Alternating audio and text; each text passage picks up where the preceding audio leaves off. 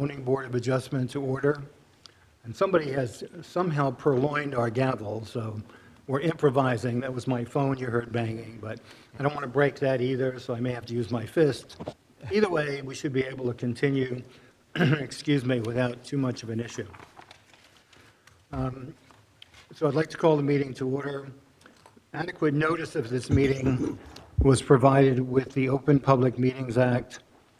Specifically, on January 28th, proper notice was sent to the electronic news sources of record, filed with the municipal clerk at the Township of Bridgewater, and posted on the municipal bulletin board. Please be aware of the Zoning Board of Adjustment policy for public hearings.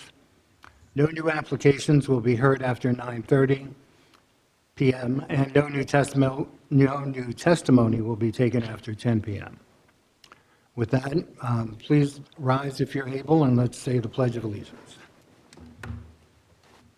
Pledge allegiance to the flag of the United States of America and to the republic for which it stands, one nation, under God, indivisible, with liberty and justice for all. Thank you.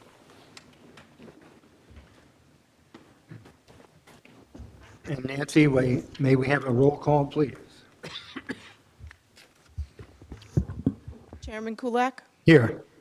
Mr. Wardelli, Here. Mrs. Amin, Here.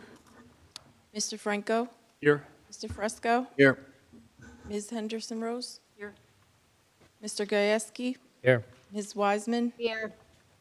Mr. Vesio, Mr. Colucci, Here. Mr. Mignella, Here. Mr. Aller, Board Attorney, Here. the Board Engineer. We have a consulting engineer appearing for Bill Burr. This is Jason Klein from Remington Vernick. And Catherine Sarmad, Board Planner. Here. Jason, just formally, welcome, and we're glad you could join us. Thank you. I know it was short notice, but we appreciate your being here. We have one motion in particular. We'd like to appoint an acoustical engineer that will be joining us specifically for our Cafe Emilia case that's going to be coming up soon. So I'd like to get this done, and I'd like someone to make a motion to appoint Ostergaard, is it engineering? Is that how we go by it? Yes. Second? I couldn't see who did it, so. Second. We have to have regular members first. Oh, second. Very good. That was Mr. Franco with the second. And let's have a roll call vote, please. Chairman Kulak, Yes? Mr. Wardelli, Yes. Mrs. Amin, Yes. Mr. Franco, Yes. Mr. Fresco, Yes. Ms. Henderson Rose, Yes. Mr. Gajewski, Yes. Ms. Wiseman, Yes. Mr. Colucci, Yes. Mr. Mignella. Yes. Very well. Thank you. I'd like to open the meeting to the public who would like to address this board on any matter that's not on the agenda for this evening. Seeing none, we'll close that portion of tonight's meeting. I don't think we have minutes or any resolutions at this time, Nancy, do we? Okay. Just turn the page here.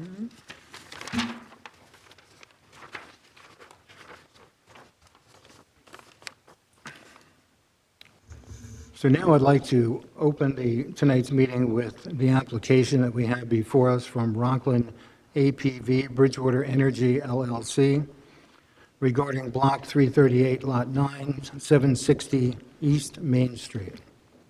And with that, the floor is yours. Thank you very much. Good evening. My name is Glenn Pantel. I'm an attorney with the law firm of Faegre, Drinker, Biddle and Reith, and have the pleasure of representing the applicant, Rockland APV Bridgewater Energy LLC, before you this evening on this application for minor subdivision and site plan approval with some related bulk variances for the installation of a battery energy storage system, commonly referred to as a BESS. That's an acronym, Battery Energy Storage System. So you'll hear repeatedly through the evening, through the hearings, a reference to a so-called BESS facility. We're going to be starting this evening, I should mention at the outset, in a slightly different order than your typical application, in order to give Mr. Klein additional time to review the plans from an engineering perspective. We've agreed to commence this evening on the operation and maintenance and proposed installation of the facility, as opposed to the usual site civil engineering. Our site engineer is actually with us tonight, but will not be testifying. It's Craig Stiers. I think I see that you have Mr. Klein here, so he can take in the testimony, but we are not going to be presenting site civil testimony. One of the exhibits that we'll have up is an overall site plan, just to put the application in context, if Yes. you will. But again, not going to be hearing site civil testimony.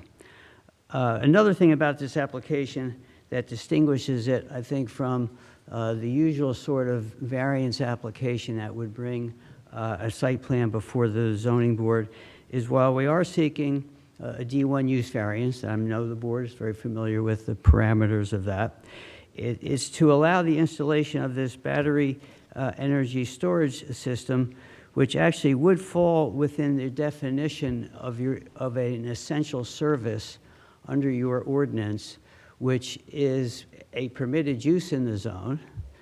It's also a conditional use allowed, I think, in every zone in the township, but in any event, it's definitely a permitted use in this zone. So you might then ask, why are we here before you? Well, part of the definition, I should say, is that it defines that as an electric storage or transmission facility operated by a government utility or by a government authority or a public utility. And we are not that. We are a private entity. So we don't technically meet the definition of an essential service under your ordinance, but I think you'll hear from the testimony that the operation and maintenance of this facility will be the same as what you would have for a facility like this installed by either a governmental authority or a public utility. And in fact, this site, as you'll also hear, is actually owned by the Somerset County Improvement Authority. We have an agreement in place with the Somerset County Improvement Authority to enable us to proceed with this development on their property. It's an option coupled with a ground lease. So if the matter is approved, we would then in turn be entering into long-term ground lease with the Somerset County Improvement Authority. So again, it comes even that much closer to your ordinance, because the ground here actually is owned by government authority, namely the Somerset County Improvement Authority. But at this juncture, we will be operating and maintaining the facility. I'm just going to ask you to take a pause for a moment. Of course. Take a breath. So there is a very important technicality that you mentioned when you talked about the business that you intend to operate, that in fact you're not a public utility. Correct. Nor are you regulated as one would be. And so therefore you're suggesting to us, or I'm inferring, that we should take your good faith efforts to operate the business as if you were a utility. Yes. And that technicality is something on which partially your application hangs. As you move forward in some of the discussion or testimony that you offered, the fact is that, yes, the land is owned by the county, and that does not, however, negate the fact that it is not owned by a public utility. So we're kind of dancing around on some very important points, and I would just caution you not to be too loose and carefree with your definition of those points. Right. No, I don't intend to, and in fact, we're here before you because we have acknowledged that we do need the D1 use variance. I think it was fair to point out that it is somewhat of an unusual situation in that what distinguishes this use from a permitted use is the fact that it's not going to be operated and maintained by a public utility or a government authority. But I hear you loud and clear, and I agree 100%. In fact, we are prepared to address how the operation and maintenance of this facility will in fact be what you would have had it been owned or operated by a public utility or a government authority. So your point is well taken. I'm certainly not trying to avoid the issue by any means. You mentioned, though, that the property is owned by the county.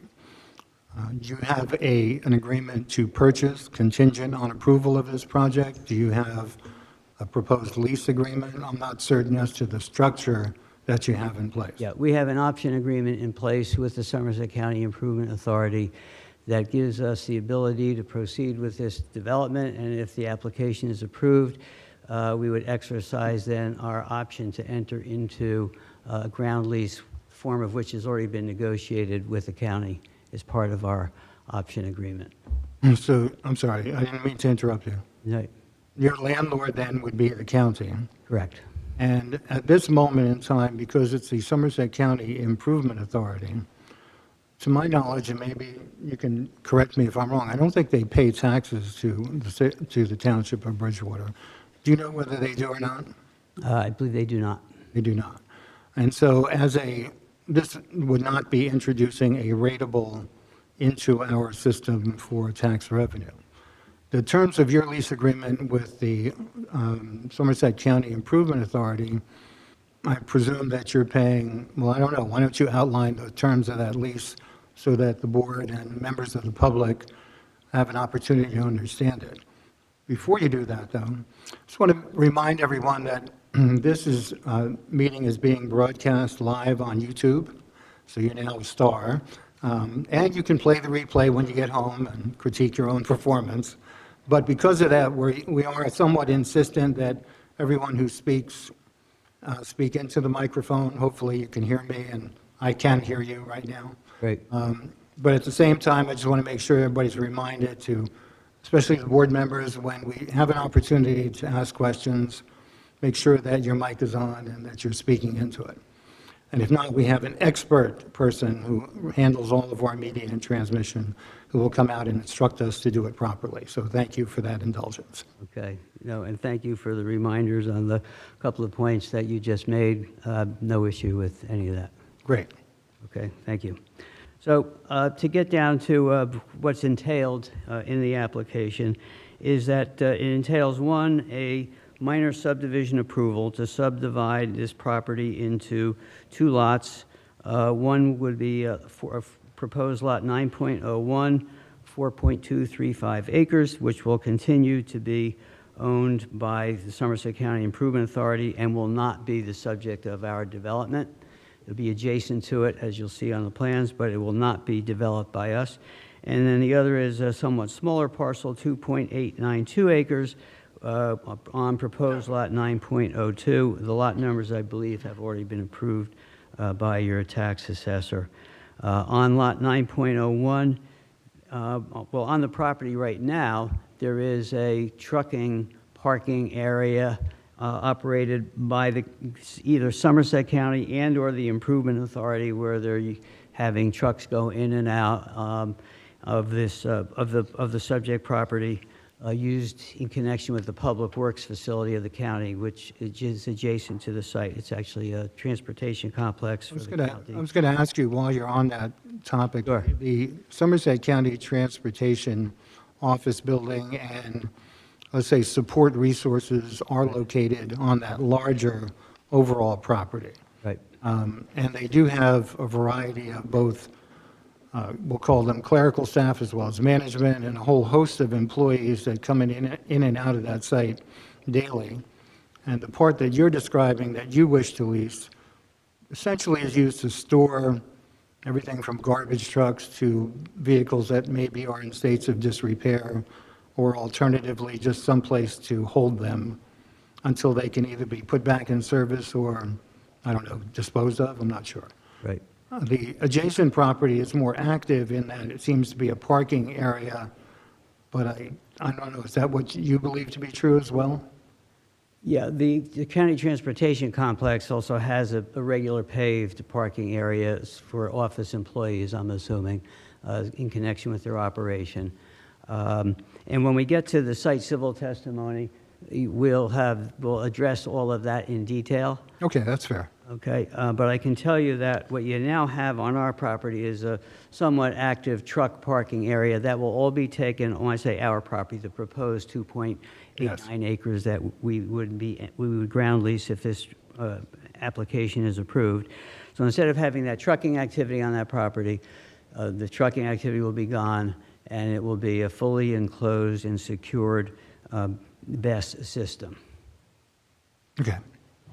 BES. Somewhere, I think we got, between you and I, we got lost on the terms of your lease agreement with Somerset County. Right. Okay. Well, the lease agreement is, as I said, it's an exhibit to it. We have an option agreement with the county, pursuant to which we have a long-term option to develop, get approvals for the property, similar to what you have in any number of situations, I think, where you have applicants coming before you have a contract to purchase property. Right. Right? And what you have in that situation is typically with a contingency in the contract, so if the applicant gets approvals, he proceeds with the deal. If he doesn't get approvals, he can terminate the deal. Same thing with this. It's an option agreement. If we get approvals, we have the option to proceed with the ground lease. If we don't get approvals, obviously, we're not going to exercise the option. Right. So that's the basic construct of it. And the ground lease itself, though, do you have a term for that lease in years? Yes. Can you share that with us? I'd be glad to. I don't have the exact term at my fingertips here, but I can certainly give you the term of that. It's a long term, I can tell you that. All right. And part of the reason I'm asking is we're here to evaluate your proposals, Sure. to understand the nature of the business that would be located here in Bridgewater, Yep. to understand the commitment that this applicant has toward this facility. And the term of the lease, obviously, for us is something to be considered, but also because we're not, I don't want to put it crudely, but benefiting financially from this arrangement that you will have with the county. I'd like to know how the county is benefiting financially from that arrangement. Sure. I think it would be best if I could, again, I don't have all that information at my fingertips. You know, we'll be coming back for another meeting. Yes. If it would be okay, I could respond more fully to that. Sure. At a subsequent meeting. Right. But I can tell you, for a facility like this, it's not going to be a short-term ground lease. Right. Because Okay. we can't afford to make the investment that we're going to be making here on a short-term basis. We have a long-term ground lease. Can I ask you a question? Of course. You don't have to go into specifics, but you have a long-term lease. Is there any option to buy the property at any point? No, we don't have an option to buy it. It's just a long-term lease. It'll be a long-term lease, right? We're also looking down the road at potential liabilities. You are adjacent to or extremely close to one of the largest Superfund sites in the country, American Cyanamid. They are your neighbor of sorts, along with a whole host of other public utilities. So when we think about long-term leases and we think about the long-term impact to that land and who's ultimately responsible for that land should something occur that may in any way pollute that land or somehow harm it from an environmental perspective, then we want to know who's responsible for it. You, the county, certainly not us. And to the extent that someone is responsible, what sort of financial protections they'll put in place at some point in the future. And as I said, you're adjacent to one of the largest Superfund sites in the country, one that's been responsibly remediated and will continue to be, but will probably last another 30 years in remediation. That concerns us, as does your property as well, should something happen.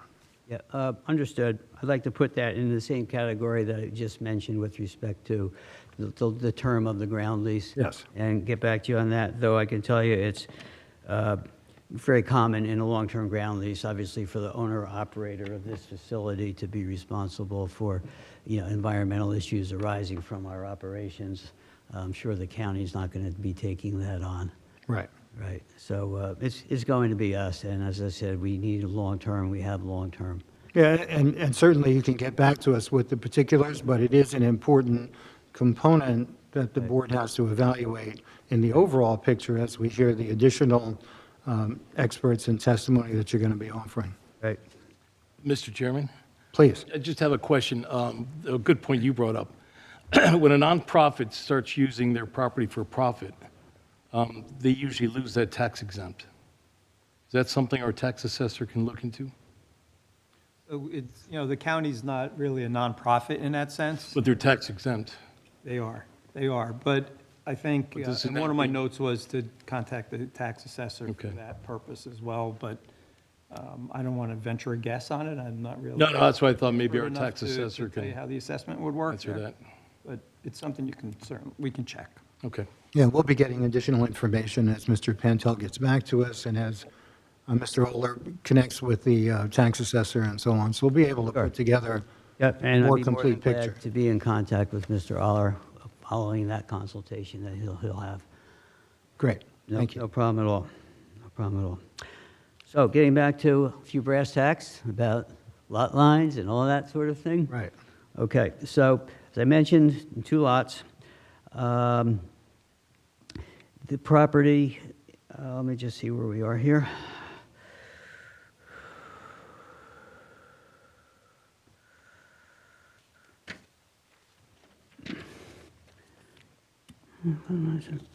So one of the items with respect to the, well, you'll see on the plans, you'll see this exhibit that we're going to post in connection with the testimony that you'll be hearing tonight, is the location of the facility on the site.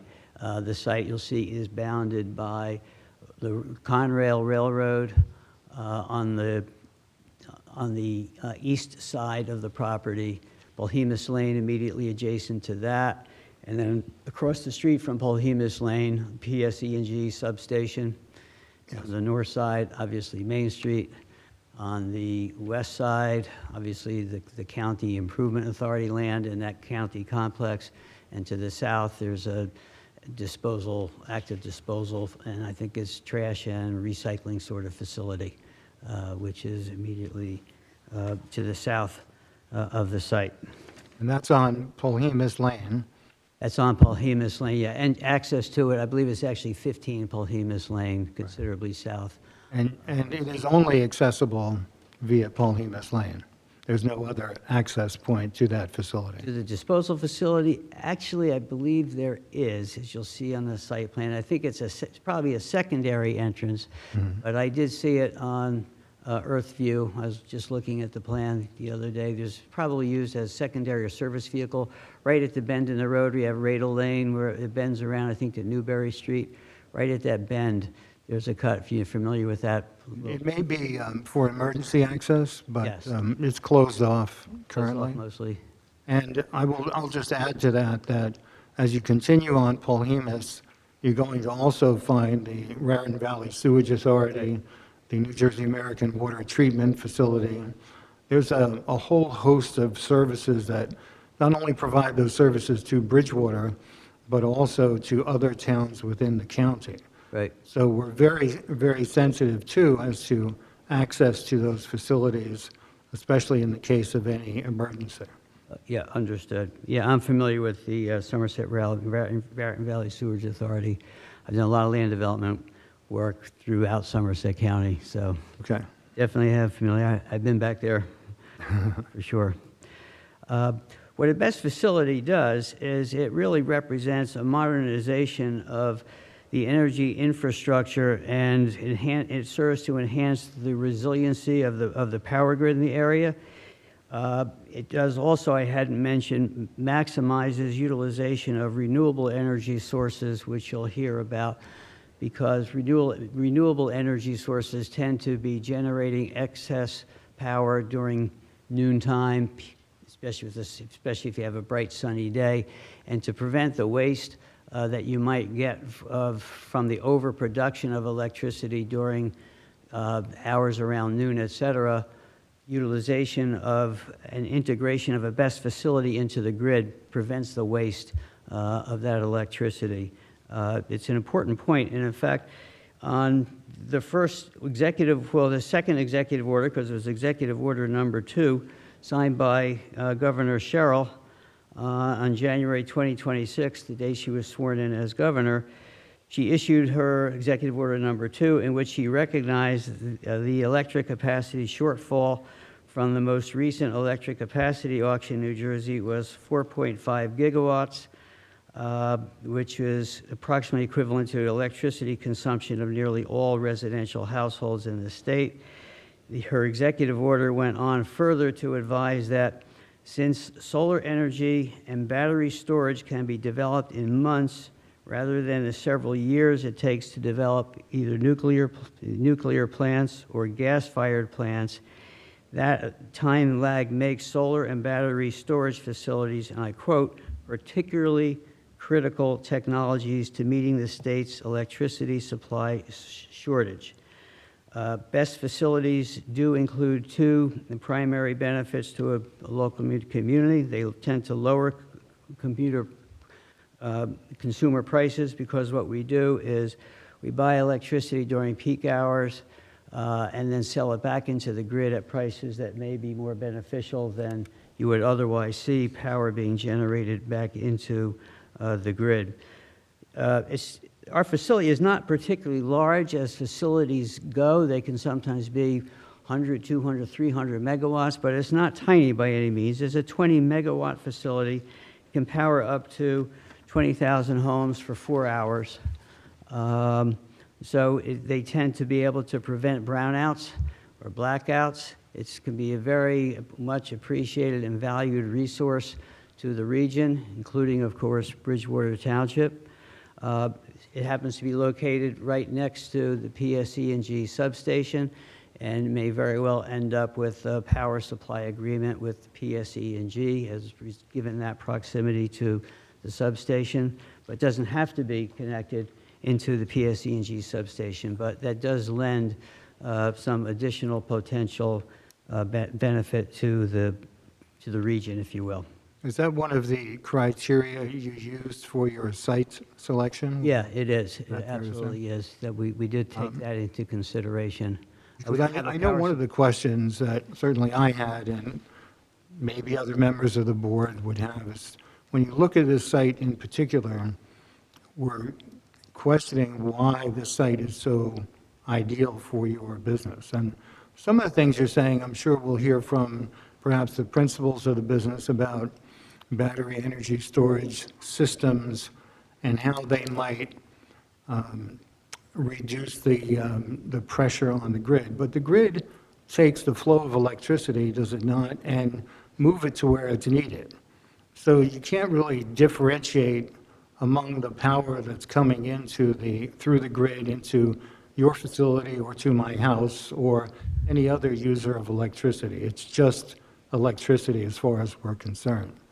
And when you start to talk about the green aspect to this, or the environmentally friendly, or maybe there's another term associated that I can't think of. Sustainable. Sustainable is one, but that's a little, nobody really knows what that means, so.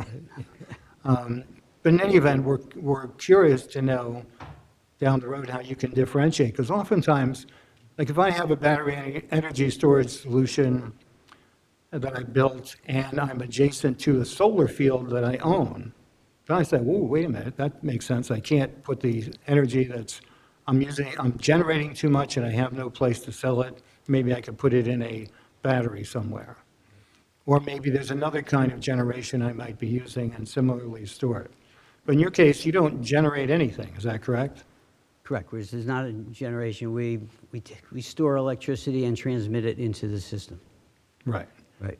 And you stated, however, that you do so in a way that would reduce the rate to the consumer, but I don't think that's accurate, a description as to what happens in the business model you might have or your client might have. But maybe he can talk about that. Yeah, I'd like people to have a bit of an open mind on those sorts of questions, because I'm not here as an expert myself. I appreciate But we do have with us tonight, I should let you know, 3 witnesses who I would like to present to the board. One, John Seeker, who is a principal of the applicant, who has a lot of experience in the energy industry. He's devoted the past several years to development of BESS facilities. Before that, he's had a lot of experience in other aspects of the energy industry, including development of large-scale power plants. So I think he'll be able to respond to some of those questions along those lines. And we have with us as well Joe Brown from Trina Solar, who is responsible for the sale and then operation and maintenance of this facility to Rockland APV. And he can certainly address as well the question and comment you just made regarding the grid and where renewable I'm energy. sorry, just roll that back a minute. It was Joe Brown. Joe Brown. from- John Seeker is the first witness, I got his name. S-E-E-K-R. And then we also received, as I'm sure the board knows, a report from the township a while ago regarding a fire situation that had occurred in an Arizona BESS facility. Uh-huh. And we have with us tonight Leonard Dionorine of Jensen Hughes, who's done two things of real consequence in connection with the application. One, the second thing he did, actually, was to respond to that report that had been provided to us regarding that Arizona fire. It was a UL Underwriters Laboratory report that made various recommendations and had included various analysis that arose out of that Arizona fire. So we can certainly address that. That was a number of years ago, that incident. He also prepared an emergency response plan for this facility, in connection with which he actually met with Bridgewater and Somerville fire people back in last June of 25 or so. And that emergency response plan is part of the record, and he definitely would like to be able to testify to the board about the nature of emergency response should one arise. Mr. Brown, by the way, I think will testify that their company has installed some 250 of these facilities nationally and internationally and has not had any fire episodes with them. But by the same token, we have submitted an emergency response plan. We feel, obviously, we definitely would do that, whether or I'm not sorry, we were I asked to don't- do so. And we have a very detailed emergency response plan that Mr. Dionorine will address. I didn't mean to interrupt you.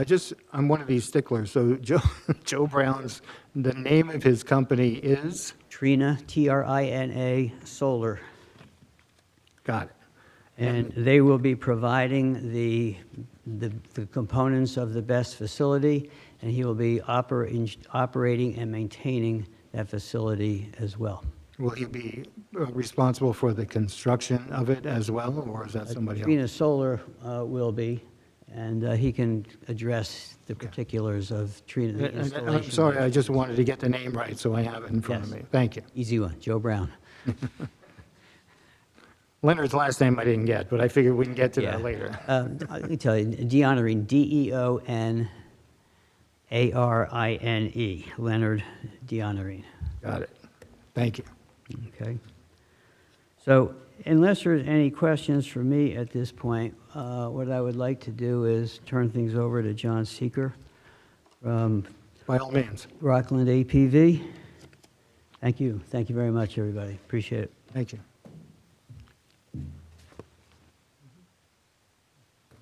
Mr. Seeker, would you raise your right hand, please? You solemnly swear that the testimony you will give to this board will be the truth, the whole truth, and nothing but the truth. I do, yes. Thank you, sir. So could you please, whoops, is this, am I being picked up by the mic here? Yes. I think I so. am? Okay, good, thank you. Yeah, so, Mr. Seeker, could you please? Now you're not. So you kind of have to be within a hand's Right. width of Is the this- mic. Is this better? Yes. Okay, good, thank you. You've just heard our initial exchange with the board, especially Mr. Kulak, the board chair. So what I'd like to have you do is give the board an overview of the nature of the application that's before them this evening, and a little bit of background on yourself. And one thing I'd like to add too, we had some reference to the fact, and you'll hear further reference to the fact that while we believe the facility is inherently beneficial use, we will definitely be presenting testimony in support of the application for its approval as an inherently beneficial use, and also, if the board, also as a use which is not inherently beneficial. So both grounds will be presented to the board. The application by no means hinges by itself on inherently beneficial use classification. We believe it should be treated that way, but we're going to address the proofs both ways. Okay, thank you. And counsel, you have a professional planner who's going to testify at the end on those points? Absolutely. She's not with us here tonight, but she'll be reviewing the transcript. We know we weren't going to be getting to her testimony this evening. Catherine Gregory will be presenting that testimony for us. Thank you. Okay. So, Thanks, Glenn. Mr. Seeker, if you would. Good evening, Mr. Chair and members of the board. My name is John Seeker, and I'm here on behalf of Rockland APV Bridgewater Energy LLC. By background, I am an engineer. I have a Bachelor of Science degree from Syracuse University and a Master of Science degree from Columbia University, both in mechanical engineering. I've been an energy developer since 1983, and over the course of my career, I've developed energy projects across a number of different technologies, including hydroelectric facilities, biomass facilities, waste energy facilities, natural gas facilities, and more recently now, since 2020, battery facilities. Since 2011, I've served as CEO of American Power Ventures. We're a developer located in Bernardsville, New Jersey. And through a partnership with Rockland Capital, we develop clean energy projects throughout the Northeast and Mid-Atlantic states. I'm sorry, you're CEO of American Power Ventures. American Power Ventures, that's When we talk about Rockland APV, that's a merging of those two companies or a it's a blending? partnership between the two companies, Partnership? yes. So Rockland by itself, how would you describe that company? Rockland is a private equity firm that invests in the energy space, primarily in batteries and solar, but also in natural gas projects. And they've been around for over 20 years. Yes. So they're the funder behind us, and we do the day-to-day implementation of this type of work, the project manager, so to speak. So you're CEO of American Power Ventures. There's a partnership between Rockland Energy, Rockland Capital. Rockland Capital and you. And Rockland Capital is how would you describe them, a financial services firm? And Yes, they're a private equity firm, so what they take is institutional investor money, and they invest it in the energy space. They own and operate these types of facilities, and based on the returns that they receive, they provide those types of returns back to their investors. so when we talk about the relationship, the product, if you will, the sale of stored electricity is something that they're interested in from a profit-making point of view. Yes. Okay. Thank you. As Glenn mentioned in his introduction, our application concerns the development of the subdivision of property at 760 East Main Street to allow for the development of a 20 megawatt, 80 megawatt hour battery energy storage system. And as Glenn mentioned, that's commonly referred to as a BESS. So you'll hear me to refer to it in that manner in my testimony. I'd like to explain why this facility is not only appropriate for this site, but also essential to the future reliability and stability of New Jersey's electric grid. And while I do not profess to be a land use planner, it's my understanding that the characteristics of the proposed BESS, many of which will be described further by Joe Brown on the technical side with Trina Solar, support the conclusion that this project represents an inherently beneficial use. That's a conclusion that this board has to come to at Yes. the end of your presentation. Yes, of course. Understood. At its core, a battery energy storage facility is a critical tool for maximizing the use of renewable energy resources, such as solar and wind. Solar and wind facilities generate electricity when the sun is shining and the wind is blowing, and that generation often occurs during off-peak hours. Wind typically blows at night, and the power is not really in high demand during those times. And as Glenn mentioned, solar is typically generated during the middle of the day, not at the end of the day or in the morning when people are getting home and turning on their air conditioners or making dinner, that type of thing. So what batteries essentially do is store the energy that would otherwise be wasted during those off-peak hours and then delivers it back into the grid during the peak hours when it's actually needed. When you say it's wasted, that's something that really I think most people would say, well, what happens to it? It's actually curtailed the grid cannot absorb that energy because the demand's not there. And so without that demand, that energy must be curtailed. So the grid operator literally tells the owner of that wind facility or the solar facility, you've got to turn down the dial. You can't put that energy into the grid.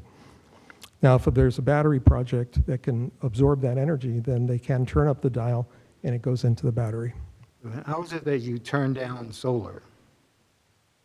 You probably dislocate some of the panels. I don't know the technical side of that. Maybe Joe could address that from a technical standpoint. Yeah. Yeah. And with wind, it's easier because they just shut down the turbine, is that what you're saying? Mhm. But it's still going to spin anyway, right? Because that's what It'll spin, it just won't be connected to the generator. Right. Yeah. Okay. Please continue. I'm sorry. Thank you. You have a question? Yeah, will the power into the battery come directly from a wind or solar source? Is it going to go through the grid and then to yours? It will go through the grid. And so you can't guarantee that it's 100% solar and wind, but it is essential, and especially as the grid continues to grow with wind and solar, and now the state of New Jersey is really pushing those technologies, batteries will be a very essential component to that growth. Can I ask you a question before I really get a little confused here? Yeah. Talk about the battery, the grid, the solar, everything. So can I interpret it that you would almost have to have an agreement with the utility company to make your project successful? It's not a requirement. It is a preference. 20 years ago, those types of agreements were very common. Now, with the development of the grid and spot markets, you are selling into the market So that could essentially actually minute by minute. anybody then that you have an agreement with that could go to, your storage could go to them then, and not to public service or, correct? We could have an agreement with public service. We could have an agreement with financial entities as well that trade energy on the market. So there are people, for example, when our power is sold into the grid, we'll sell it into the local grid operator, PJM. They would have to connect into your facility then? Yes, we will apply for an interconnection agreement. Lost here, because if you did public service, they would just connect into you. So you could do almost anybody, but they'd have to connect into your facility, take your storage. There are two different ways that you can sell power. One is a physical connection, and the other is a financial hedge agreement. So, for example, when we sell power into the grid, we're selling into the PJM system, and that is every, I think, 6 Could you minutes. explain PJM to us? Yeah. Yeah, PJM is the regional grid operator, so it's, Does it stand what they for do something? is, PJM, does it stand for something? That's the it acronym? stands for Pennsylvania, Jersey, Maryland Interconnection, PJM. Got it. But it actually extends down into Delaware, Maryland, Virginia. And I think that's it. So, and what they do is they balance the power, because typically your interconnected system needs to be balanced in a way to provide electricity throughout this spider system. So they have a lot of different controls where they turn down certain plants, turn up certain plants, and they regulate the generation of electricity from your power plants to make sure the grid is stable and we don't have blackouts. So they physically control the electricity. You're saying that one of the ways that you may be able to buy and sell energy is through financial instruments. And when you do that, you're essentially turning over the pricing to professionals who hedge positions, who manage financial assets, and try and do it in a way that for them is profitable based on what they forecast and what their models are and so on. Exactly. And those people are primarily who you're looking to do business with and sell your energy to? We will sell into the spot market of PJM, which is, I think, every 6 minutes, there's a new price on the grid. And we will be receiving that revenue from the grid. And what we could do is we could go to a hedge counterparty, a financial party, who says, you give me that revenue that you receive every 6 minutes, and in return, I will give you a flat price of X. And that will be pretty much discounted off the price of the grid if you look long-term. But the benefit to someone like us is we then can pledge those revenues to a bank and go out and raise the financing for this type of facility. So typically, that's what we would seek to do. And that could be PSE&G, could be JCP&L, or any multitude of huge banks that do the same thing. Citibank, all the big banks have energy trading floors where they have many, many traders that trade electricity, trade gas, and trade many other types of commodities. I appreciate the explanation. From a land use board perspective, we're trying to balance a lot of factors here in making a decision. And one of them is how Bridgewater may benefit from such a facility like this, or how consumers may benefit. And when you explain it the way in which you did, it makes it more difficult. Not that your explanation wasn't good, it was perfect. It makes it more difficult to understand how we might benefit from that. But please continue. Right. I think if I could address that point, again, we're delivering power when the power is most needed. And during that time in PJM, again, in the spot market, that's when prices are extremely high. So what we do is we lop off the highest prices during that time by providing that power. And if we're not there to provide the power, some old dirty plants in Newark are going to be running on oil and producing the power, because those are the alternatives when you have these peaks. So we will be offsetting high-powered, otherwise facilities produced by, power produced by facilities that would produce it with a lot more pollution and at a higher price. So what you sell into the grid would typically be lower priced than the other oil-fired facilities, for instance, that you just alluded to. Correct. And when that happens, when you're selling power into the grid at a lower price, what does that do ultimately? What is the tendency of that to do ultimately to the price the consumer will pay? It'll bring it down because we're selling into the wholesale markets, and it'll bring down the markets that where PSE&G and JCP&L go and purchase their energy to then sell to the ultimate consumers. Presumably, you purchased that energy yourself, because you only store it, at a lower price than that which you are selling. Right. And since you have a financial partner who's interested in maximizing profits for their large financial institutions and invest with them, how does that make sense to the common guy walking down the street? I buy it for less, but I don't sell it for the maximum I can, and yet my investors are happy with that? The investors are happy. They're compensated in PJM, and this was going to be part of my testimony here. Please. Is that the Federal Energy Regulatory Commission, as Glenn mentioned in his opening remarks, passed an order, I think it's 841, in February of 2018, and it forced grid operators like PJM to enable financial structures to compensate batteries through not just energy differentials, where you pay less to charge and more to sell, but also for reliability. So all facilities in PJM, and previously batteries were not compensated this way, they receive a payment every year just for being available. So it's essentially like insurance, and that's called a capacity payment. Mm-hmm. And that capacity payment is a guaranteed revenue that you receive just for being there for the year. Mr. Seeker, I apologize if I'm making you answer questions out of order. So if you feel as though you're going to get to something, Yep. You can feel free to tell me that. I'll be covering that in a few minutes or in the next segment or what have you. But thank you for indulging us in answering our questions, because the kind of description that you provide is very helpful, and we would have no way of knowing that had you not explained it to us, so thank you. Of course.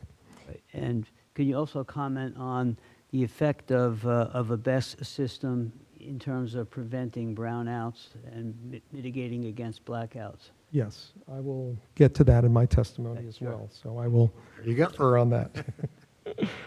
Oh, wait, I'm sorry. Mrs. Amin? This is more like a financial question. The way usually batteries application is applied where you have like a solar system on the site itself, right? Here you don't have a solar system or anything else on site.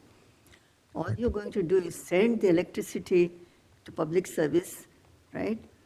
And you also need to have electricity coming in to charge the batteries, and there will be loss of electricity while it's coming from there to you in the transformers and the equipment, so there is a loss. Now, the question I have is public service going to pay you a lot more money for your electricity than you have to pay them for the electricity that comes in to charge your batteries? You need to pay for that, right? Yes, that's the basic structure of the energy difference, not the capacity payments that we receive, but the difference in energy. You're right. So when we charge, we'll pay for those 80 megawatt hours that we need to charge, we'll pay something, let's say 10 cents per kilowatt hour. But then when we sell, we'll sell at 13 cents a kilowatt hour. So we'll be making that 3 cents a kilowatt hour. As an example. As an example, yeah, these are just prices that I'm So there will using be as enough an example. money left for you to run the facility and pay the expenses necessary, right? Right, that and the capacity payments. That's what you understand? Yeah. Okay. But would such an agreement with public service, electric and gas, again, it's a hypothetical, I think, is the question that's been asked, but would that could then have the effect of reducing the cost to PSE&G of that electricity as opposed to them having generated it themselves, so again, could conceivably reduce the cost to the consumer? Correct. And again, just to be clear, we're selling into PJM. We wouldn't be selling physically to PSE&G. Great, thank you. So Excuse go me, on. excuse me. I have a question. Yes. Please. Who makes the capacity payments? Those come from PJM. Thank you. Mhm.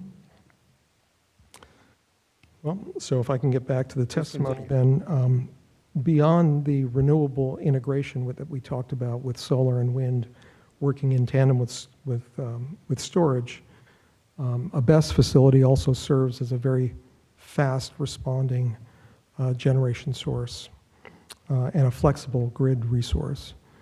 For example, and maybe Joe will speak to this, but natural gas plants might take an hour to get up to full speed and start generating power. Coal plants, 24 hours. Nuclear, you can't really turn on and off, so they have to run. But a battery is virtually instantaneous. So when you have an outage on the system, it can immediately turn on and help to solve that issue. So for that reason, it's also very essential to what's called grid resiliency. And maybe that's a word you've heard used around the electric sector. And that goes to the point that Glenn had asked me about. With the ability to respond very quickly to outages, these types of facilities, the BESS facilities, can prevent brownouts and blackouts. And that was part, I think, of order number 2 that you referred to, Glenn, that our governor just passed in January, Governor Sherrill.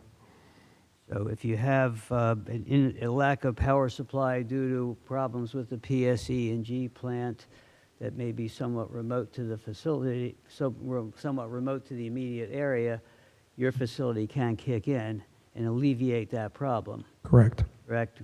To the tune of selling as much power as you could have needed to supply 20,000 homes for 4 hours. So we're not talking about a minuscule amount of power by any means.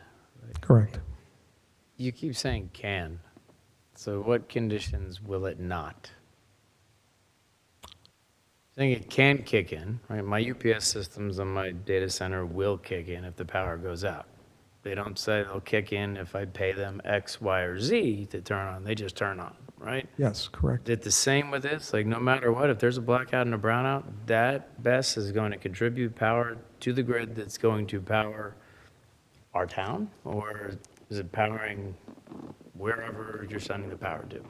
That's a very good question. So, yes, it will respond immediately to a signal from PJM. Again, they control the grid, who runs and who doesn't run.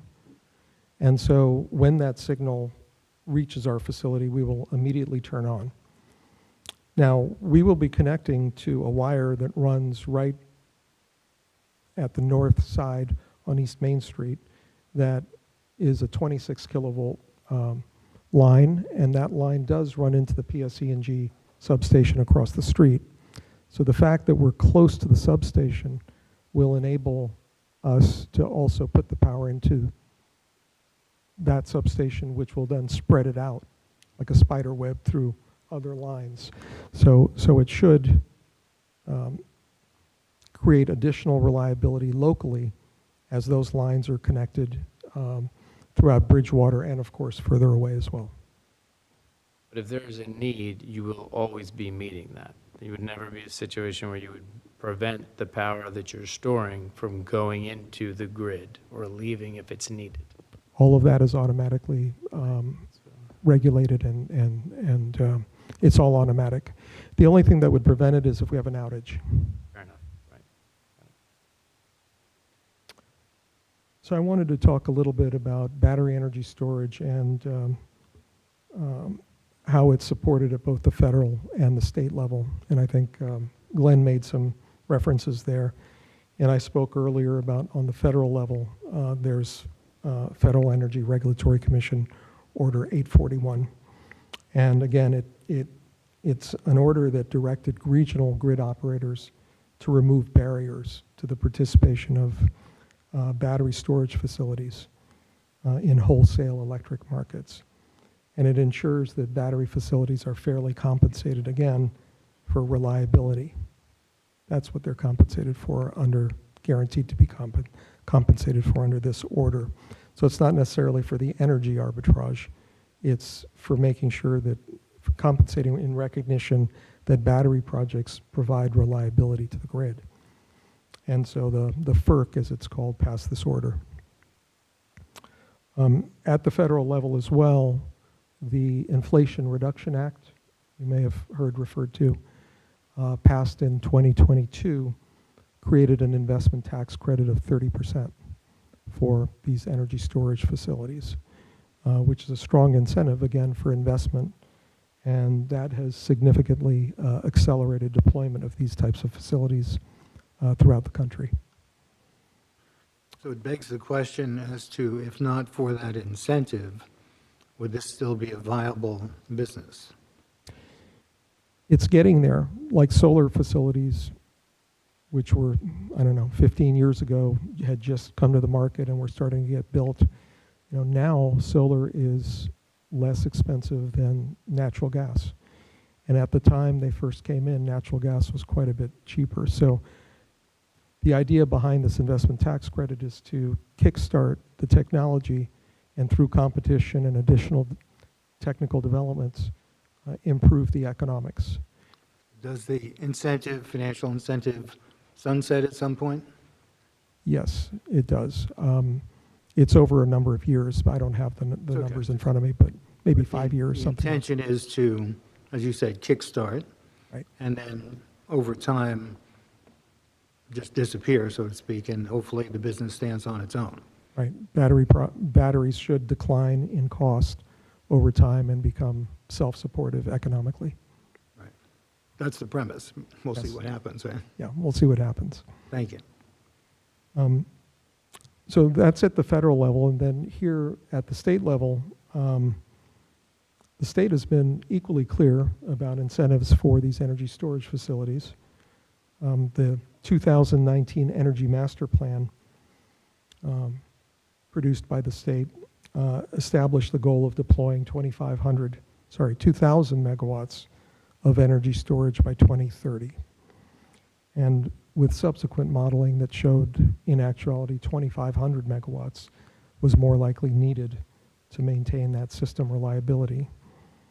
The plan explicitly recognized battery storage as a critical tool for both achieving a decarbonized energy system and supporting, again, grid resiliency. And that goal of 2,000 megawatts is of energy storage facilities such as ours. Correct. That's for energy storage across the state. In August of 2025, in response to rising electricity costs and growing supply concerns, Governor Murphy signed legislation directing the Board of Public Utilities to establish a statewide energy storage incentive program. That's known as the Garden State Energy Storage Program now, to advance the state's energy master plan storage goals. During policy discussions leading up to that legislation, some publicly available materials reference potential incentives, citing figures up to $400 per kilowatt hour, which we referenced, I think, in some of our written materials, and primarily in connection with small distributed storage facilities or behind-the-meter facilities. As you were asking if those are connected to solar, you would kind of be blind at the meter. They would be behind the meter. So these incentives were created for these smaller behind-the-meter type facilities. And for larger grid connected facilities like the one proposed here, incentives will be structured through some program rules and a competitive process established by the BPU, the Board of Public Utilities, and that's in the process now of getting finalized. Anyway, the specific dollar amount of these incentives is not the material point that I would like to make for this application. What is really material is the overwhelming support and consistent public policy of the state to promote and accelerate deployment of battery energy storage as essential infrastructure. That urgency was reinforced in the 2024 Energy Master Plan, released on November 24th last year. And that plan emphasized the need to accelerate deployment of solar, wind, and battery storage, and noted that PJM is projecting a 24,000 megawatt regional shortfall in capacity by 2030. It's not in New Jersey, that's in all of the states that PJM serves. And that's all energy, that there's a limited capacity with 24,000 megawatts. megawatts. Yeah, we're 20 megawatts. This would be 24,000 in the region. And that's from all sources of energy, they have a shortfall. Yes. Thank you. And that's due largely to all these data centers being built, isn't it? Yes. The plan also noted the most recent PJM auction, capacity auction in July of 2025, resulted in approximately $2 billion in additional energy costs for New Jersey's families and businesses. And this is the annual auction for that capacity component that's like the insurance. So every year PJM conducts an auction and all the suppliers bid in their prices. And those prices have been going up and up and up because of these shortages in supply and demand imbalances. And as Glenn mentioned, on January 20th, 2026, Governor Sherrill, on her first day in office, issued Executive Order Number 2. And that uses New Jersey's emergency powers to mobilize state efforts to rapidly expand storage and solar, among other generation resources. It also streamlines the state approval process, making it easier for facilities to get approvals from state agencies. And the other initiative was to protect grid reliability. That order was issued in recognition of a 4,500 megawatt regional capacity shortfall that exists today, whereas the 24,000 was in 2030. And that's roughly equivalent to the electricity consumption of nearly all residences in New Jersey.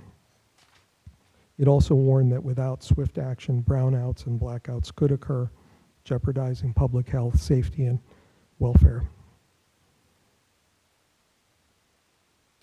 As Glenn mentioned, and I'll reinforce here, the order further recognized that solar and battery projects can be developed in a matter of months versus other types of projects that need years. And so these are particularly critical technologies for addressing the state's near-term electricity supply challenges. Is that also true when we look at power plants that have been decommissioned, taken offline? Because both in the prior administration and in the current administration, to my knowledge, there are no plans to put those plants back online.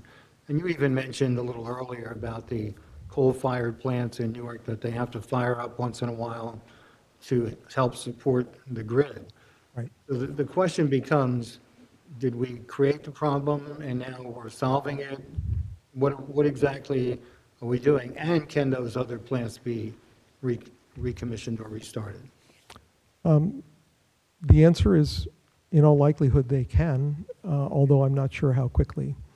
Because as equipment sits, rotating turbo machinery, for example, needs to be rotated, needs to be maintained in order to be able to continue to operate.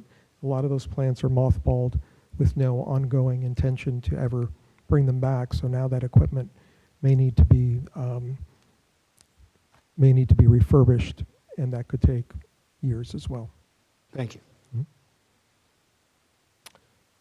So anyway, I think we've talked a lot about the backdrop and the energy situation in the state. So it's against that backdrop that this proposed Bridgewater facility we think should be viewed.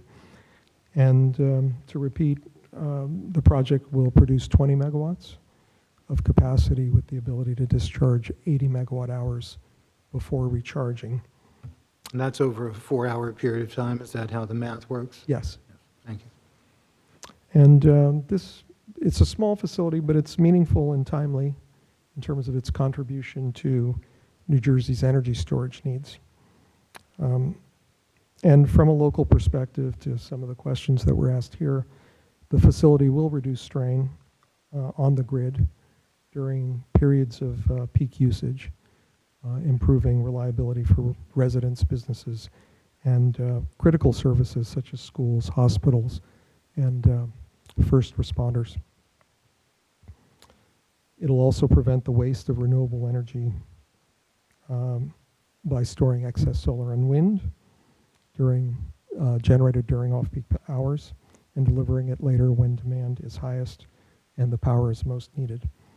And it will operate as a quiet, non-polluting neighbor with no smokestacks, no emissions, no water consumption, no wastewater discharge. So in short, this project directly addresses New Jersey's urgent energy challenges. It strengthens grid reliability, advances clearly articulated state energy policy, and delivers meaningful environmental and community benefits. The technical details of the site layout, the safety system, and zoning compliance will be addressed by others on our team. My purpose this evening has been to introduce the project and explain how it serves the public interest and advances the state's energy goals. Mr. Chairman, I have a couple of questions, if I may. Please. How many sites are there in New Jersey? How many BESS sites are there in New Jersey? I will defer to Joe Brown on that question. Okay. He may have better stats than myself. Do we know how many of those sites are privately owned versus government-owned? To my knowledge, I don't think there are any government-owned sites. I think to my knowledge, there are no government or utility-owned sites. Okay, so all these sites, however many there are owned by private companies? To my knowledge, yes. Okay, thank you. Can I ask you a question? Of course. It was brought up a couple times, and you mentioned a couple minutes ago. This is a relatively small facility. What is an average size of some of the other ones? It's only on acres? 4 acres? Yes, this is on just under 3 acres. So in terms of the facilities that we are developing with Rockland, this is the smallest one that we have. What would be like the next size up in, For our portfolio, we have 2 80-megawatt facilities, this 20 megawatt, 4 times the size of? 4 times the size, correct? And would still be, being that small, this project would still be beneficial to Yes, economical, from business viewpoint? yes. We are developing a 200-megawatt project as well in Texas, outside of the Rockland platform, with some other investors. That would be, I think, a medium size. There are some projects that are 500 megawatts. So this is really small. This is really small. Yeah. Thank you. Great. Mr. Chairman, Please. so, thank you for the testimony. You know, it's great, you know, bringing in the politics of sort of our state and sort of maybe these are the folks that got us in this mess, and now they're the ones that are giving rebates and discounts for building new ones is ironic to me a little bit. But as the CEO, is it safe to assume you're the guy that is involved with site selection? Yes. Okay, great. So I want to talk about site selection because I think if it was just as simple as saying yes or no, I think we all see there's a benefit to this. But I think what's important, though, for this board is where you're putting it. And I guess you answered a few of them. One of my questions was how it benefits you being close to the substation, and then you said something, I believe you testified 26 feet. Did you say that it was 26 feet? No, no. Okay. No, I said it's connecting to a distribution line that runs right past our site, and it's a 26 kilovolt or KV. Oh, sorry, okay. So KV How probably. close is it? How close is it to the substation? It's across Palimas, so my guess would be 100 feet. Right. So does that benefit you, having it that close? If you had it in a farm in Hillsborough? I think it benefits the reliability of the local grid. It doesn't necessarily benefit us. What really benefits us is the 26 kV line that runs right by our facility means we don't have to go very far in putting in a line from our facility to connect to a faraway substation. I understand, and that's to the point my colleague made is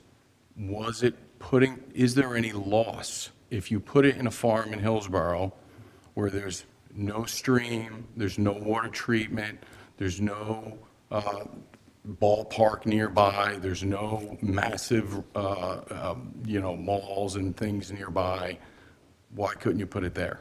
You know, I think that's probably a question better for Joe Brown, who's our next witness. Yeah, but it's a site selection question, Yeah, I well, think. it's- I think that he's certainly qualified as the CEO to make that. Were you involved with that? I'm just asking, would it be less profitable if you put it in a farm in Hillsborough than where you're putting it now?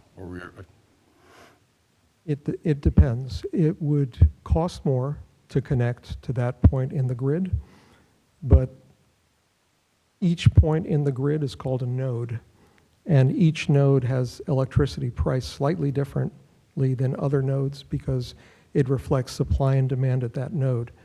If you're delivering into a node in Newark, for example, where there's a very heavy industrial base, that power will be more expensive whether I generate it, when I generate it with a 20 megawatt facility in Newark, I'll get paid a much higher price.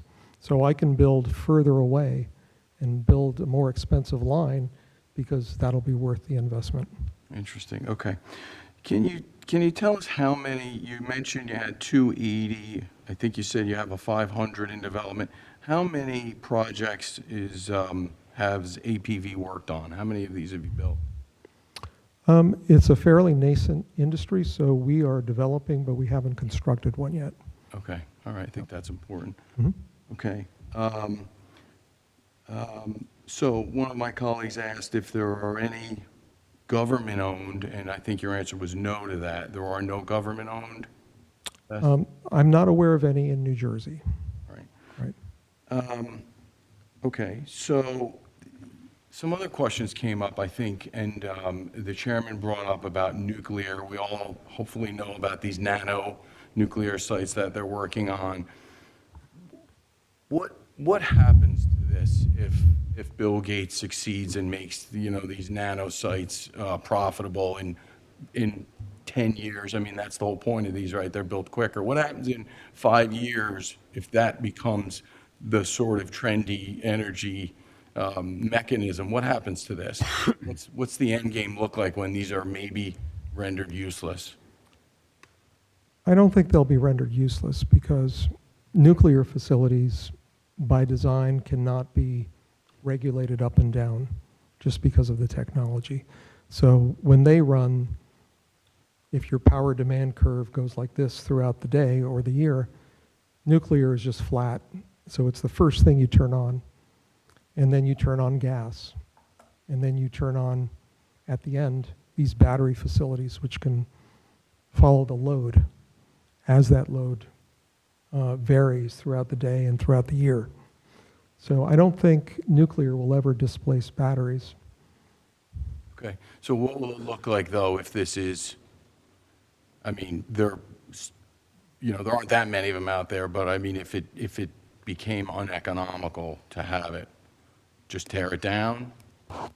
Well, we would decommission and remove the equipment if that's Right, that's what I'm asking. what you're asking, yeah. Yes, okay. And just one last thing, I just want to be thorough about the site, because I think as this case goes on, we're going to talk more and more about the location. How long does it take to pick these? I mean, you're a local, you guys are in Bernardsville, so I'm assuming this is a nice close site for you, but how long did it take to find this site? It took about 3 to 4 months to find this site. 3 to 4. What we did is we commissioned a study by a transmission system engineering firm, and we said, look at all the sites where substations are located in New Jersey.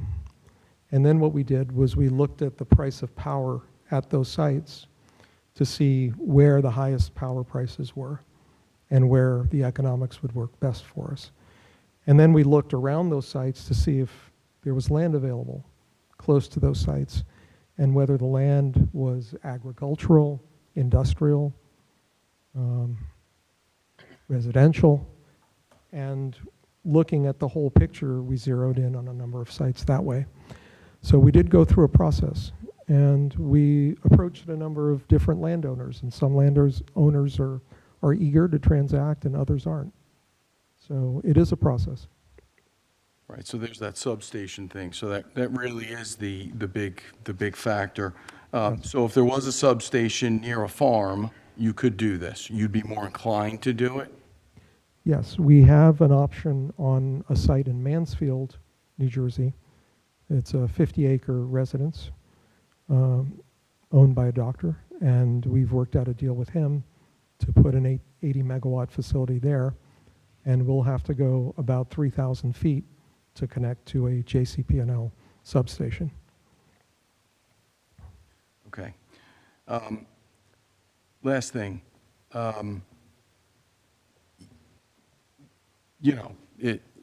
It's near the river. It's near these other complexes. Of the ones that you have in development, the 280s, the 500s, some of these other ones, are any of those in similar sites? Water treatment, Flood zone? flood zone? Flood zones. Our Texas facility is in a flood zone, but it's in an industrialized area. So each site is fairly unique. And it's, by the way, that's a 200-megawatt site, not a 500, just for... And by the way, I think it's fair to point out, we haven't gotten into site civil testimony, so I don't think we shouldn't all presume that we have flood issues, et cetera. I think we have to hold off on that till we hear from Craig. Yeah, it's a long process, this case, yeah. Yep, but thank you. Okay, so let's, I think let's not Fair enough. try to compare this to others. No, but you know, like I said, this is the man that's driving this business, all right? He's making these decisions, so I think, you know, listen, I'm always pro-business. I'm a business guy. That's what I do on this board, so I love it, you know? But I think just knowing what these insights are important, at least for me and maybe somebody else. But I'll end it there. I appreciate you answering my questions. Thank you. Of course. And Mr., yeah, please, go ahead, Ms. Rose. What other sites did you look at? I would say we looked at 20 sites in all in New Jersey, some in South Jersey. Can you narrow that to this area? To this area. We looked for some other sites in Bridgewater. We looked on Route 22.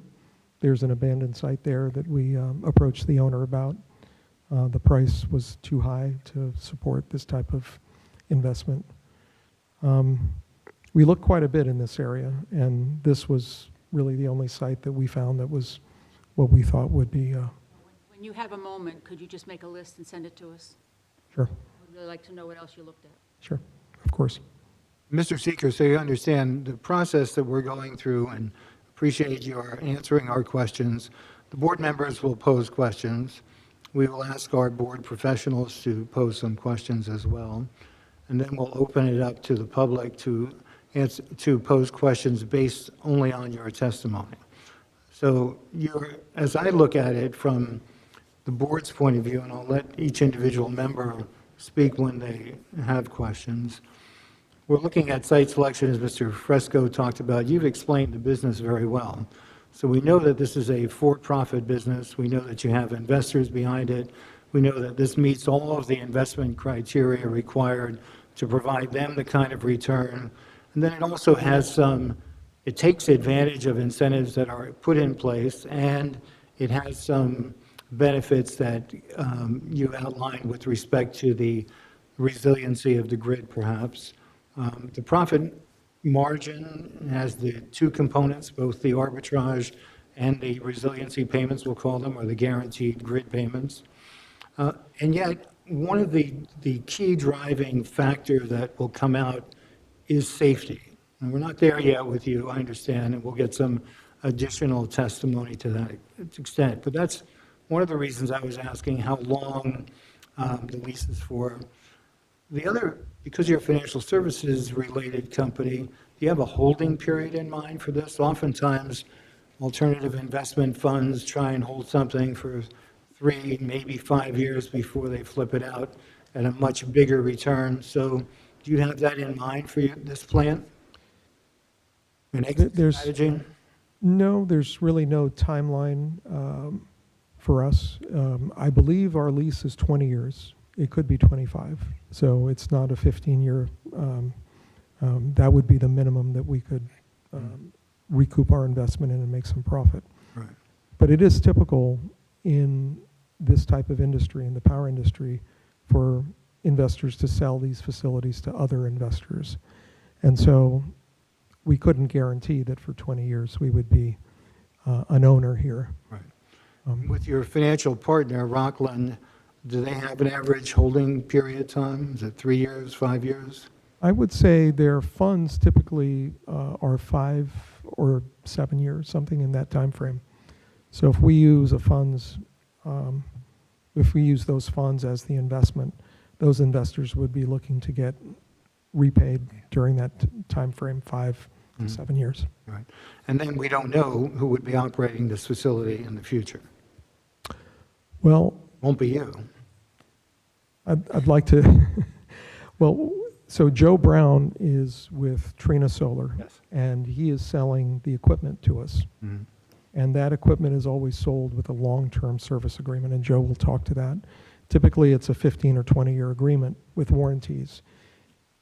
If you don't have a long-term service agreement without warranties, you will not get financing for this type of plant. Okay. He will be operating this plant, not me. Fair enough. No, appreciate it. Yeah. Let me see if there are any other board questions, and then, I have one, Mr. Chair. yes. You testified that the facility is 20,000 megawatts. Is there anything in the lease to expand that down the road? In other words, you have a clause where maybe after a certain amount of time you could lease more land and then make the facility bigger? No, we don't have an option to lease additional land. And there's no thoughts of that? No.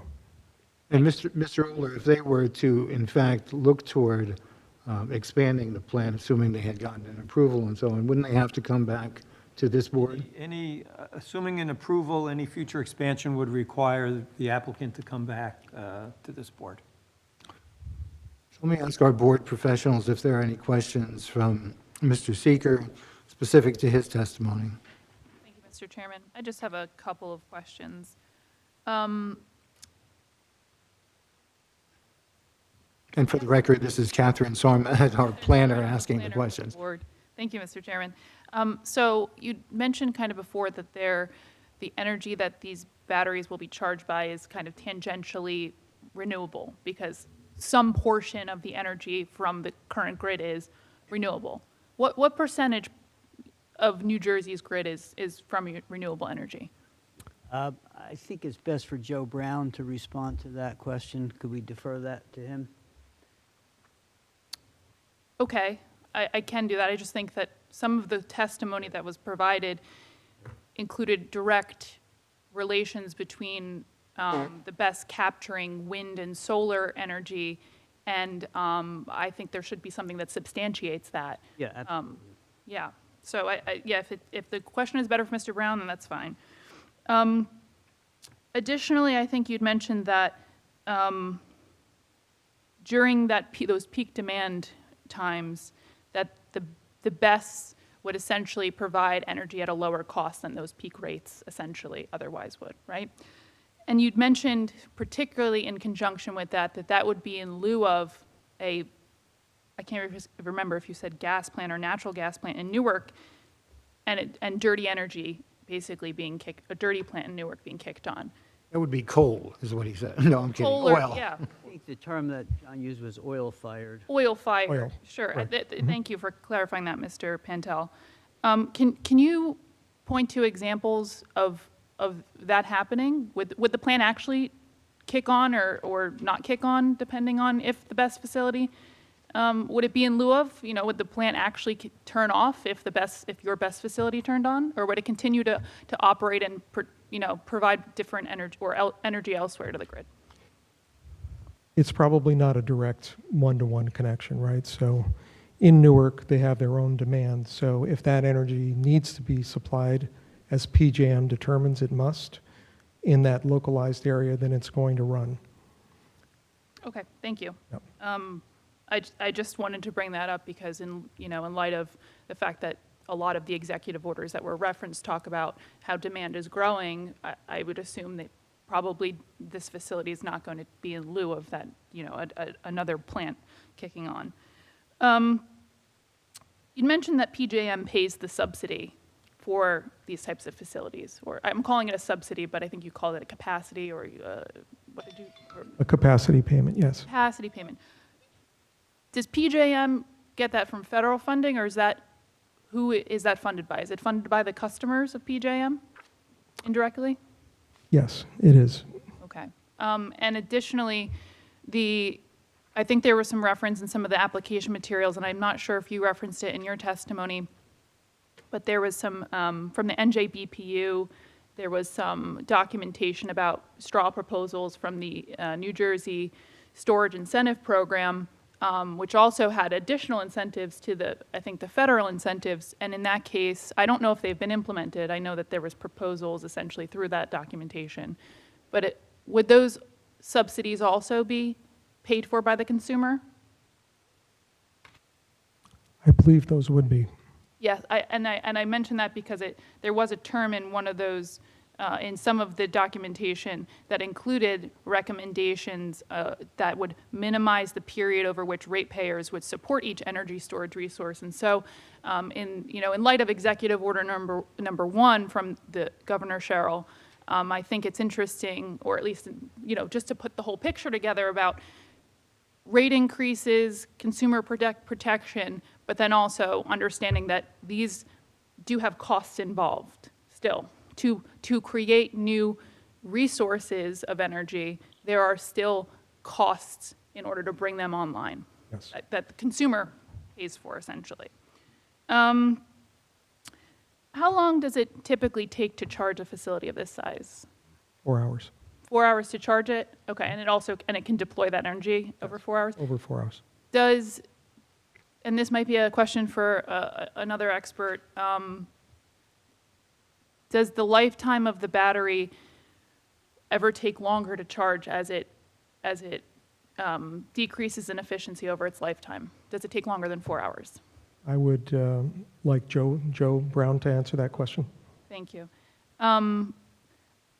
Are any of these BESS facilities, to your knowledge, that you've been involved in or industry-wide, more directly connected to actual renewable sources? Are there solar fields that have BESS, batteries capturing energy? Are there wind, facilities or thermal or nuclear facilities that have batteries right on site? Yes. And in your site selection, did you look at any existing solar fields in Bridgewater Township or anywhere else in New Jersey where a facility could be more directly connected to an actual renewable energy facility? We did not, because the owners of those facilities would typically be developers like us who would then control the site and be able to integrate their own batteries onto their own site. So they essentially would be competitors of ours. Okay, so they'd be a competitor. Was there any interest or in your site selection in developing a solar facility to create renewable energy that the battery, the BESS facility could be connected to? We've looked at it, but solar technology requires a lot of land to produce few megawatts. And so we never looked at the larger sites like that. It might be, I think it's about 5 acres per megawatt. So for a facility of 20 megawatts, you'd need 100 acres to produce the same amount of energy out of a solar project. Okay. And I know you'd mentioned that there is that 26 kilovolt line connection proposed, and it is shown as an overhead electrical wire on the site plan to Main Street. And then you mentioned that there's a potential to connect to the PSE&G site across Polhemus, the substation site. That's not shown on the plans.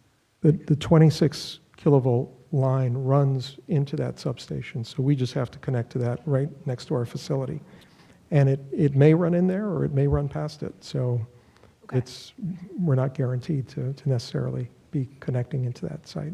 You're just connected to the utility pole Yep. on East Main Street. Okay, I misunderstood.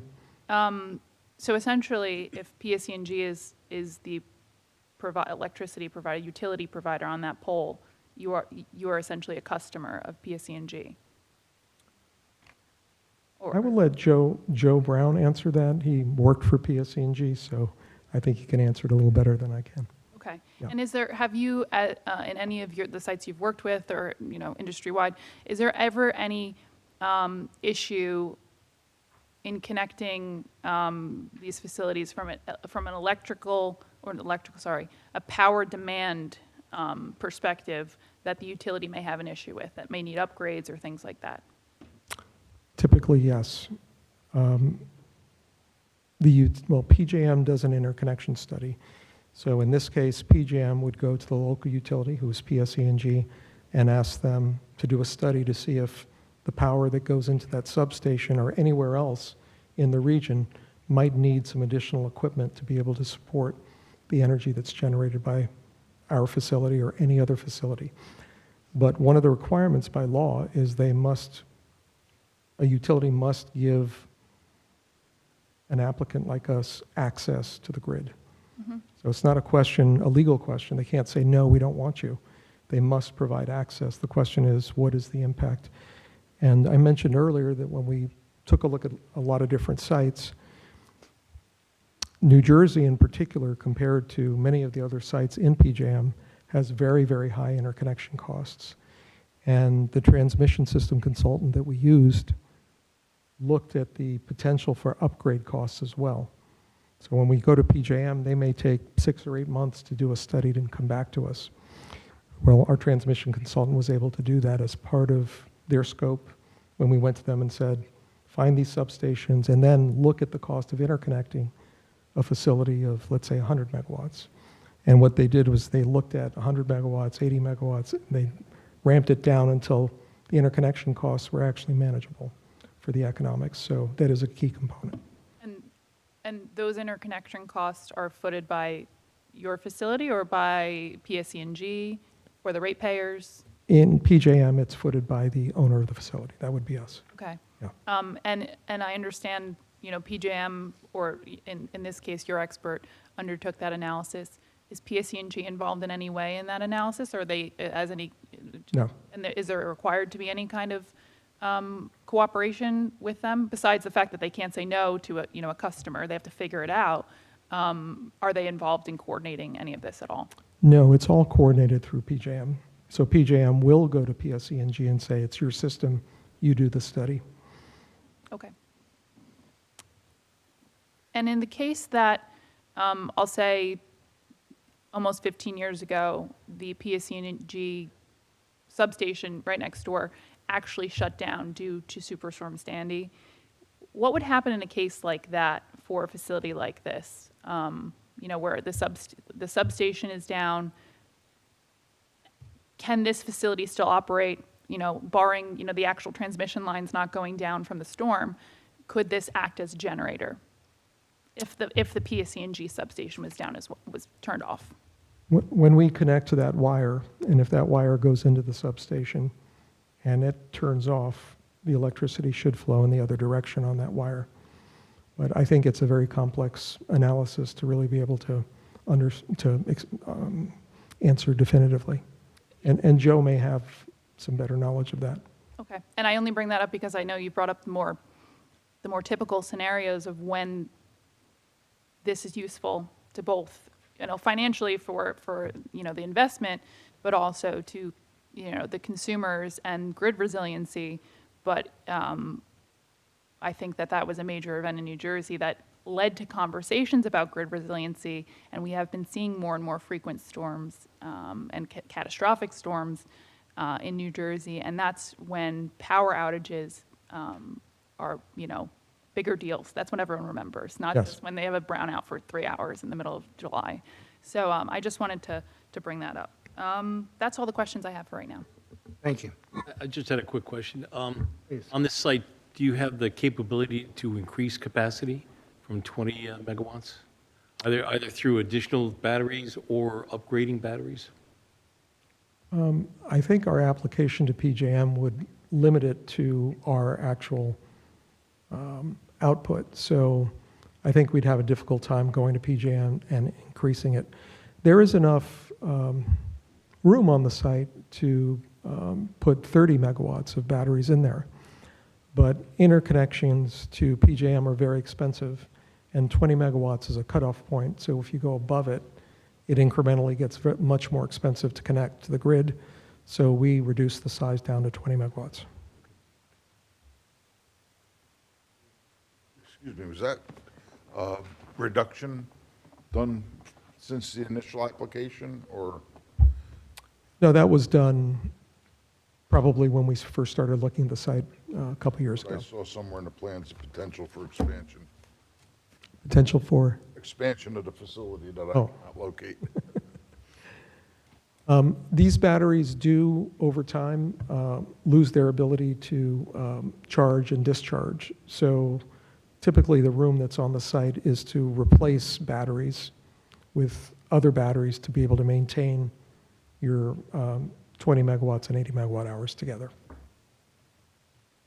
And Joe can answer that a little bit better than I can, I think. Thank you. Jason, I know you're new to the table here, and I don't want to put you on the spot, so is it okay if we move on and not ask you to comment on this testimony, or did you have some questions that you're comfortable asking? I do have some questions that I'm comfortable asking, and actually the board planner teed one or two of them up nicely. You're going to have to speak into the microphone, though. I do have a few questions, and actually the board planner teed one or two of them out nicely, so I don't have an objection to asking a few questions. Though I should probably be sworn. Not for questions, but I'll swear you both anyway, because sometimes questions turn into testimony. Won't you both please stand and raise your hands? Do you solemnly swear that any testimony you may give to this board will be the truth, the whole truth, and nothing but the truth, so help you God? And just for the record, would you both state your names for the record? Jason Klein. Catherine Sarmed. Thank you. Board planner.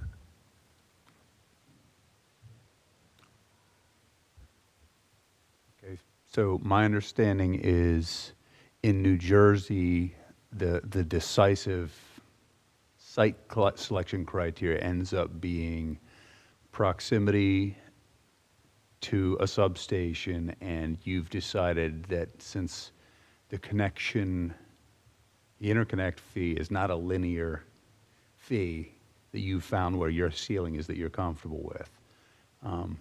Would that be accurate? Yes. These BESS units, you said this is the first one of these you're doing that's a standalone, that's not associated with, like, for a solar field? Or how many of these BESS units have you been involved with?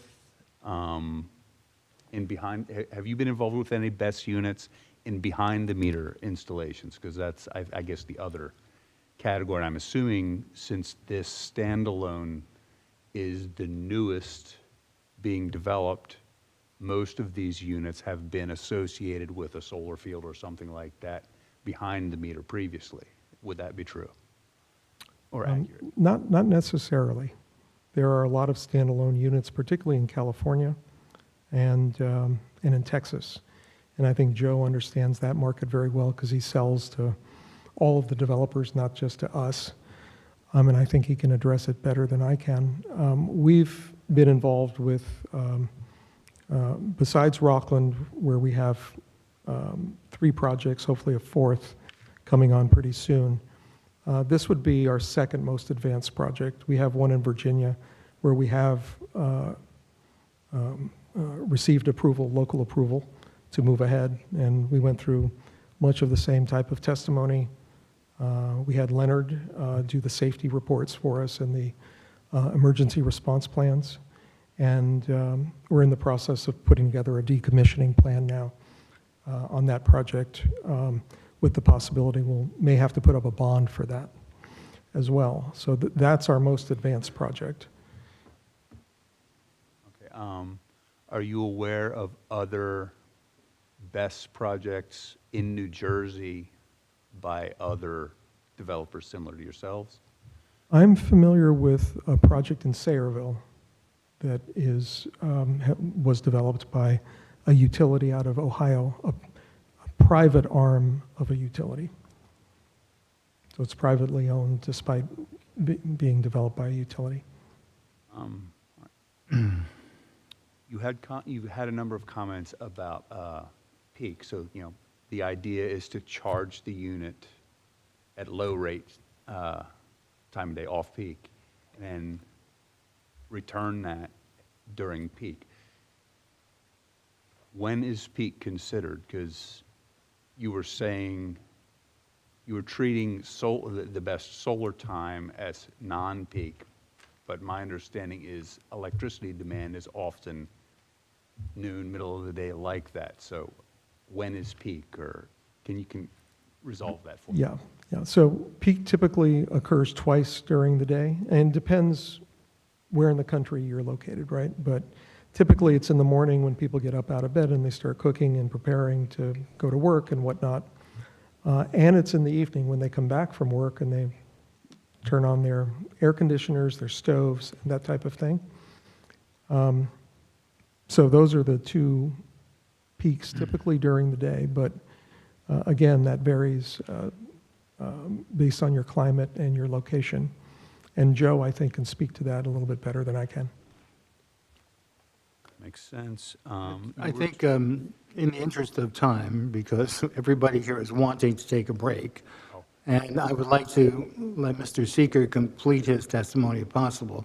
So unless there's some really important question you have to ask right now, I'd ask you to hold them. Thank you.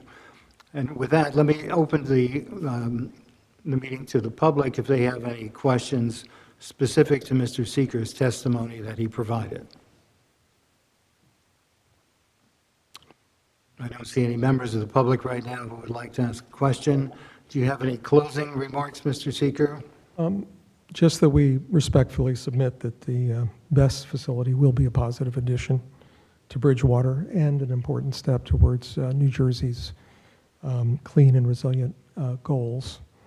And with that, I think that concludes my testimony. So thank you very much for your time. Thank you very much. So let's take 10 minutes for a break, and I'm going to adjourn the meeting for 10 minutes, and we'll reconvene in, see, it's now 8:47, 9:47.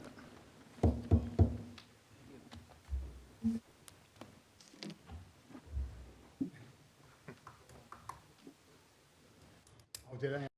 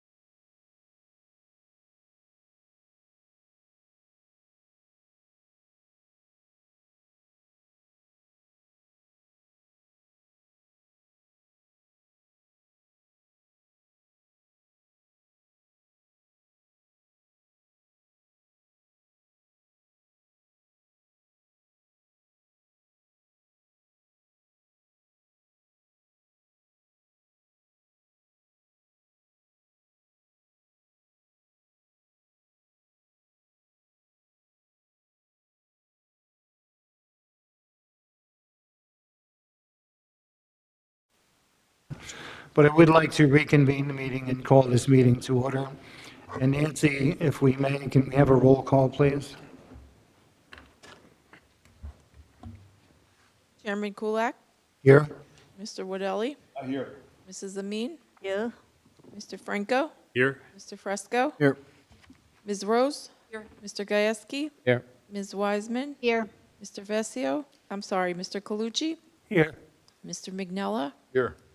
and our professionals are all here. Very well. And it looks like we have a new face at the podium, and he's going to introduce himself as Joe Brown. the famous Joe Brown. So welcome. Thank you for coming. And you are, Let me, We had the Oh, yes. sworn first. do you solemnly swear that the testimony you will give to this board will be the truth, the whole truth, and nothing but the truth? I do. So could you please describe for the board your background and the nature of your involvement in this project? Yes. So I'll start by saying I'm a 12-year resident of Warren, New Jersey, mechanical engineer by trade. I've spent 28 years in the power industry, and half of those have been working for public utilities. Duke Energy, which is in PJM, the largest public utility, Con Edison, right across the river in New York City, and PSE&G, which obviously is also in PJM and close to the topic of this. My role in this project is I am selling the equipment. I work for Trina Solar and Storage, which is a manufacturer of renewable equipment that is supporting this project. I would like to take some time to kind of go over, I heard my name a lot of times when some questions came up. I believe my testimony might answer a lot of those questions, but then again, I'll repeat any answers or readdress any questions that I did not answer. Okay, before you do that, though, you mentioned that you're involved in the sale of the battery system to Rockland APV. Are you also involved in the operation and maintenance of the facility? And have you been involved as well in addressing its relationship to the adjacent power grid? Yes. So Trina will manufacture this equipment. They will operate this equipment. They will maintain the equipment from a maintenance perspective, corrective, preventive checks, and they will remote monitor this site while it's in operation, while it's in standby mode, 24 hours a day. That will be part of their contract for 20 years after the site is fully commissioned. and Trina is based where? California, Fremont. Thank you. So I think just to kind of simplify things overall, there have been a lot of questions on beneficial use, PSEG as a customer, PJM. I'd like to just take 30 seconds to kind of explain how that all works at a very high level. So one big thing that I need to make sure is clear is PSEG, in this case, acts as a distributor of the power. They do not set the price. They do not make money off that. They get paid for shipping the power to different places. They're like DoorDash. They don't make the food. They drive it to wherever it goes. They're not even involved in making the food. John's company will actually make the generation, and then PJM sets the price. So a lot of discussion earlier was on beneficial use potentially for the community on pricing. Battery storage, again, has two main focuses: lowering the cost of energy and providing backup power. I just have to back up a little bit because I may have misheard you, but he doesn't generate electricity. So he'll charge from the grid and then discharge, and when it discharges, it acts as a generator for those 4 hours, discharging power into the grid. Yeah, see, you may be the expert, and I know you are. Okay. But when I hear the word generate, I think of somebody making power. Okay. Not releasing power into the grid. So. Okay, releasing if power I'm into the misusing it, let me know. It's okay. Okay, thank you. So essentially, what would happen is, like everyone has been talking about, the peak are in the morning and the evening, and the price gets very low during the middle part of the day, at noon when the sun is the highest. On average, the price of power in New Jersey is something like 10 cents a watt. And you don't need to know what that overall means accurately, but in perspective, in the middle of the day, that price will drop to an average of about 2 cents a watt. Sometimes it's even zero, which means this project, these batteries, will be charged for free because there's nowhere else for the solar to send its power. In New Jersey, There has been no coal plants. They were all shut down. I used to work at some. No new gas plants since 2012, and no new coal plants since the 70s. So the only new generation that can come in is really renewable power, meaning wind or solar. So that presents that difficulty, which is why you get a 0 or 2 cent price of power at noon. Later on in the day, that price, which is set by PJM, not by PSEG, not by APV Rockland, that price will jump up to something like 30 cents a watt. And at that point, everyone's paying 30 cents a watt, the consumer, the industry, commercial, whomever. John, or this project, can then discharge and get paid 30 cents when they only had to pay 2 cents or maybe 0 cents. And that's how they make money in the project.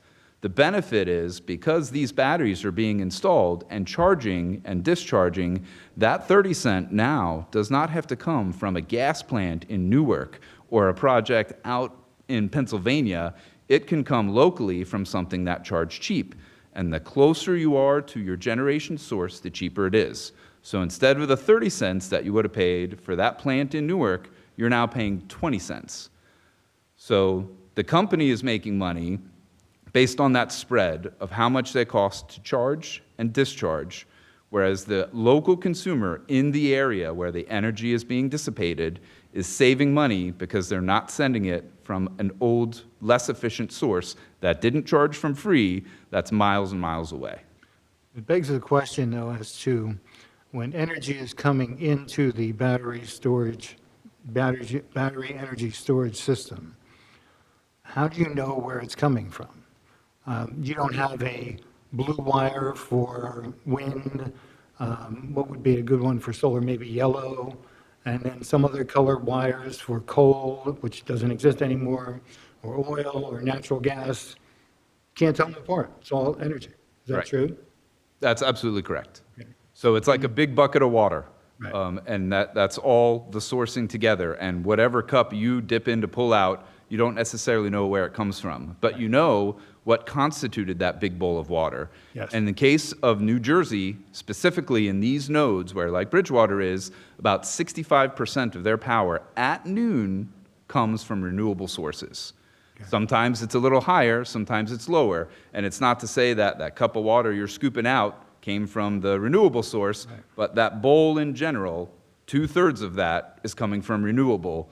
And generally speaking, that means on average, 2/3 of what is charging the battery is going to be renewable. Got it. If that answers it. It does. Thank you. Okay. The second main reason or advantage for batteries, as was kind of spoken about before, is backup power.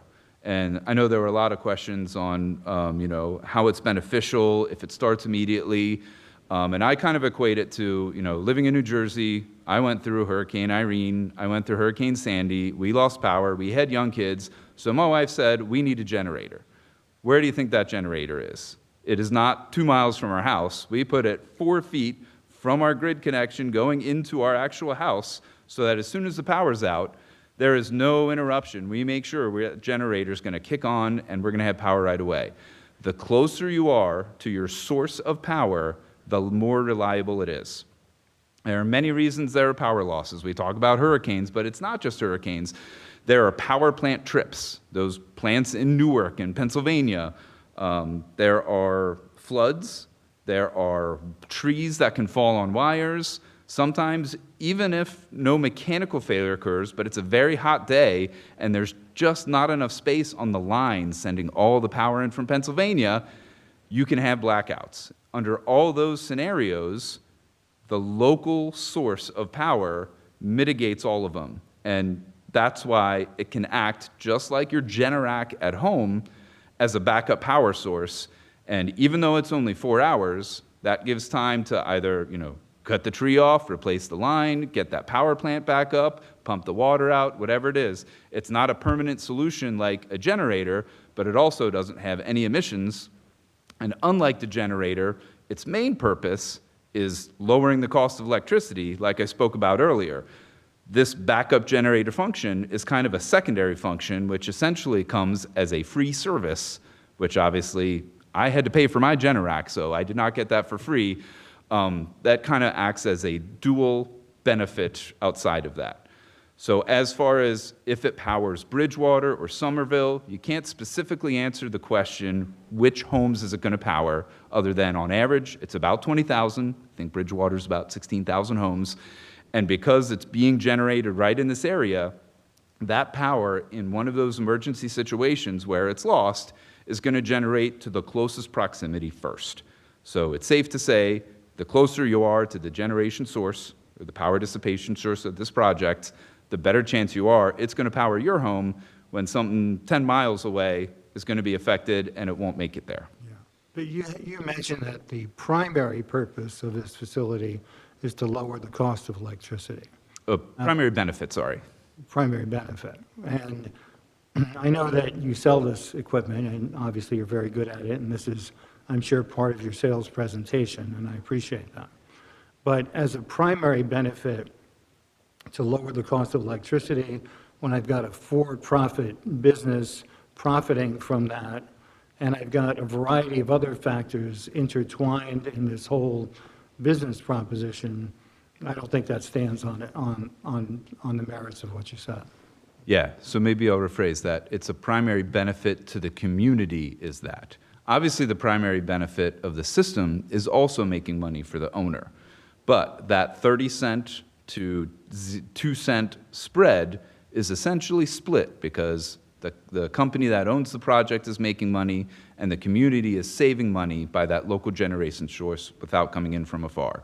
So this primary benefit to lower the cost lowers the cost for both the owner to make money and the local community, albeit the owner's making a little more money than the community is, but at least it's shared.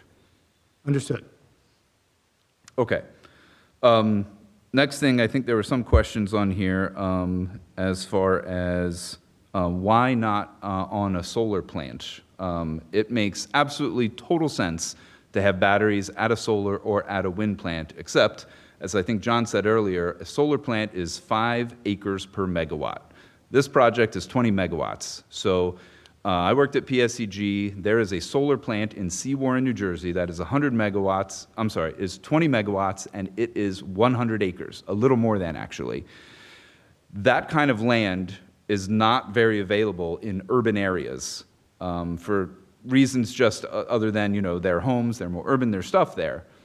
So unfortunately, those urban areas are also the places where the high-priced nodes are to offset that 30 to 2 cent difference and where the power is needed more because where there are more people, there's more power needed. Most solar and wind plants, specifically of the large scale, are out in Pennsylvania or in Texas. They're in the middle of nowhere where there's a whole bunch of really cheap land to put all these panels or these wind, and unfortunately, that's not where the people are. They have to usually send it hundreds of miles to places like Bridgewater, where all the people use that. And that is the main reason why you don't always see batteries at those facilities, because it's not as beneficial to the end user for that. It's not to say they don't exist, but in the case of developing urban projects, solar and wind are usually not part of that equation. And are you suggesting that Bridgewater qualifies as an urban area? Much more so than the middle of nowhere, Pennsylvania and Texas, where those large wind and solar plants are. Well, nobody would dispute that, that's for certain. Yeah. But when we look at the character of Bridgewater, it's not something we describe as an urban area. So for your purposes, it may be urban. For the township itself, from a master plan perspective, from a planning perspective, it is something which we look to preserve as a suburban quality of life that we've enjoyed for some time. So as we look forward toward your continuing with your testimony, let's just differentiate your definition from ours. Got it. I'll refrain and rephrase to say a community with residents. Most solar and wind sites are not within communities with residents. Fair enough. Again, in fairness to Mr. Brown, he's not a land planner, so I don't think he's characterizing Bridgewater as a quote-unquote urban area from the land planning perspective that you and I might use to describe Bridgewater. In fact, you heard Mr. Brown's 12-year resident of Warren Township probably would fall in the same category. And again, people in Warren wouldn't call themselves urbanites, and I'm sure Same goes for Mr. Brown. But yeah, it's a matter of relative population density and land values. We know that to put a facility like this in Bridgewater on 100 acres isn't going to happen. Understood. Thank you. So the next thing I wanted to testify about is what these batteries actually are, how they work, what they look like. And that's why I brought toys in front of us here. So essentially, this is one battery cell, and there are 5,000 of these in a container, which is a 20-foot container that this is a model of. So I think what we should do is mark those two items as exhibits. We have an exhibit marker. And Mr. Pantel, please speak into the microphone. Yeah, I'd like to mark those two items. Since you referred to that first, is there one? Yes, well, first to the first one, the battery, it's identify that for the record, please, and then that will be Exhibit A1. Trina's battery cell is Exhibit A1. Okay, is that an actual size of a battery? No, it is a model replica, same weight. Same weight, okay. So we'll mark that as Exhibit A1, and then, thank you.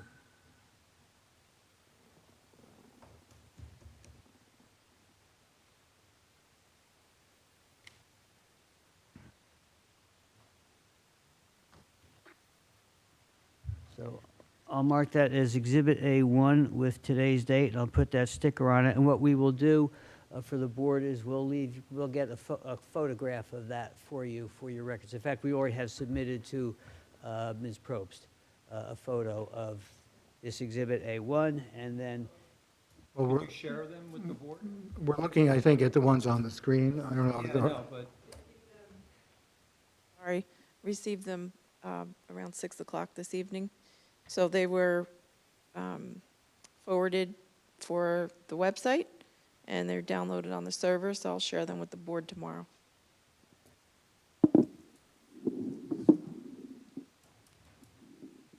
Okay. And then identify Exhibit A2, please. All right, this is a model of a Trina battery container, which will be identified as Exhibit A2. And that container is part of a larger system? Yes, this is one 20-foot container, standard ISO. There will be 20 of these on the project. And would you say standard ISO for the layman? 20-foot by 8-foot by 8.5. The ISO part is where I'm losing. I'm sorry, it's a standard shipping container with international standards. I got Okay, it. so it's the size of a container that you might see On a truck or on a a boat. container truck, on a ship or on a container truck, on a, How many will there be? 20, 20? 5,000 of these. You have 5,000 in a container, so what if one of the batteries goes dead? How do you get to it? So excellent question. So the whole design process from Trina, when they manufacture this, is to separate and isolate, and as a result of that, everything is replaceable and accessible. So you could ask, why don't we just make one big battery that's the size of this 20-foot container? It's not as safe, it's not as maintenance friendly. So in fact, there are 5,000 of these, and we put 104 of these in one drawer, which we call a module. Think of it as a big desk drawer. Then we have, I'm going to throw a lot of numbers at you, 8 drawers in a cabinet, which is the size of a closet, and then we have 12 cabinets in one of these containers. And that is all done specifically with safety in mind. As you may know, there have been battery incidents in the past, and if the battery catches fire, it's called thermal runaway. That means this battery has enough fuel that it can sustain its own fire and does not need oxygen. Because of that reason, we make 5,000 of these in this container. And in between each of these cells, we have a fireproof bladder barrier between them, every one. And then we test it, not just us, with a third-party UL, US certified testing agency, so that we force this battery to catch fire by putting a heater on it. And when that happens, we verify that the barrier protects it so that it does not propagate and catch the next battery on fire. Then we do that same thing with an entire module, that drawer, to make sure the next drawer doesn't catch fire. Same thing with the cabinet, and then the same thing with the entire 20-foot container. We purposely set the whole thing on fire to make sure the one next to it does not catch fire. And under all these tests, we shut off every safety system inside the container itself to make sure there isn't a potential failure of a fan not kicking on or some other function, to make sure that under all scenarios, if one battery goes bad, it does not propagate to another battery, to another drawer, to another cabinet, to another container. All that is done intentionally. It is more expensive to do that, but by doing that, you isolate it so it's not the entire energy of a container that's catching fire. It would be only the potential of one cell, which I should mention has never happened with Trina in a 12-year history for 250 projects that we have. Now, you used the word fireproof.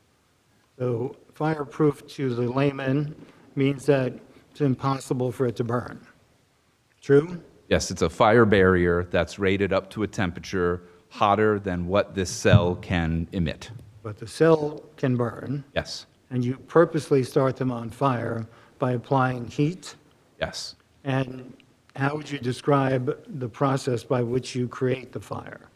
We just stick a heater on it and bring it up to 900 degrees Celsius until it goes into Ooh, Celsius, you had to throw that in there.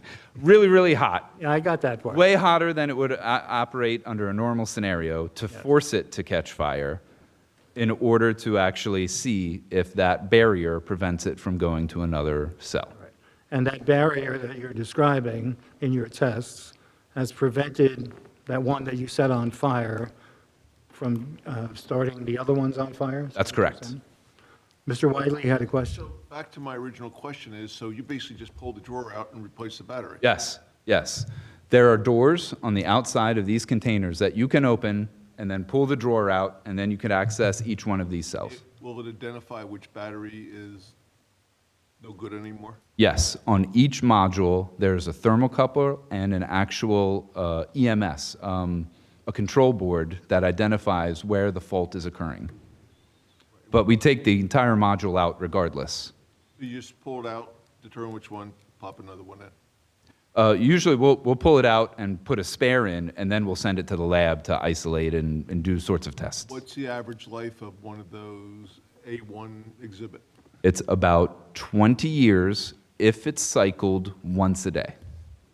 And that average life really means to get to a point where it has 60% of the life of what it started with, not down to zero. So just like a battery you have in your flashlight, if you stick it in your flashlight and never use it, it will degrade. But if you use that flashlight every single day, it'll degrade quicker, and eventually it won't work anymore.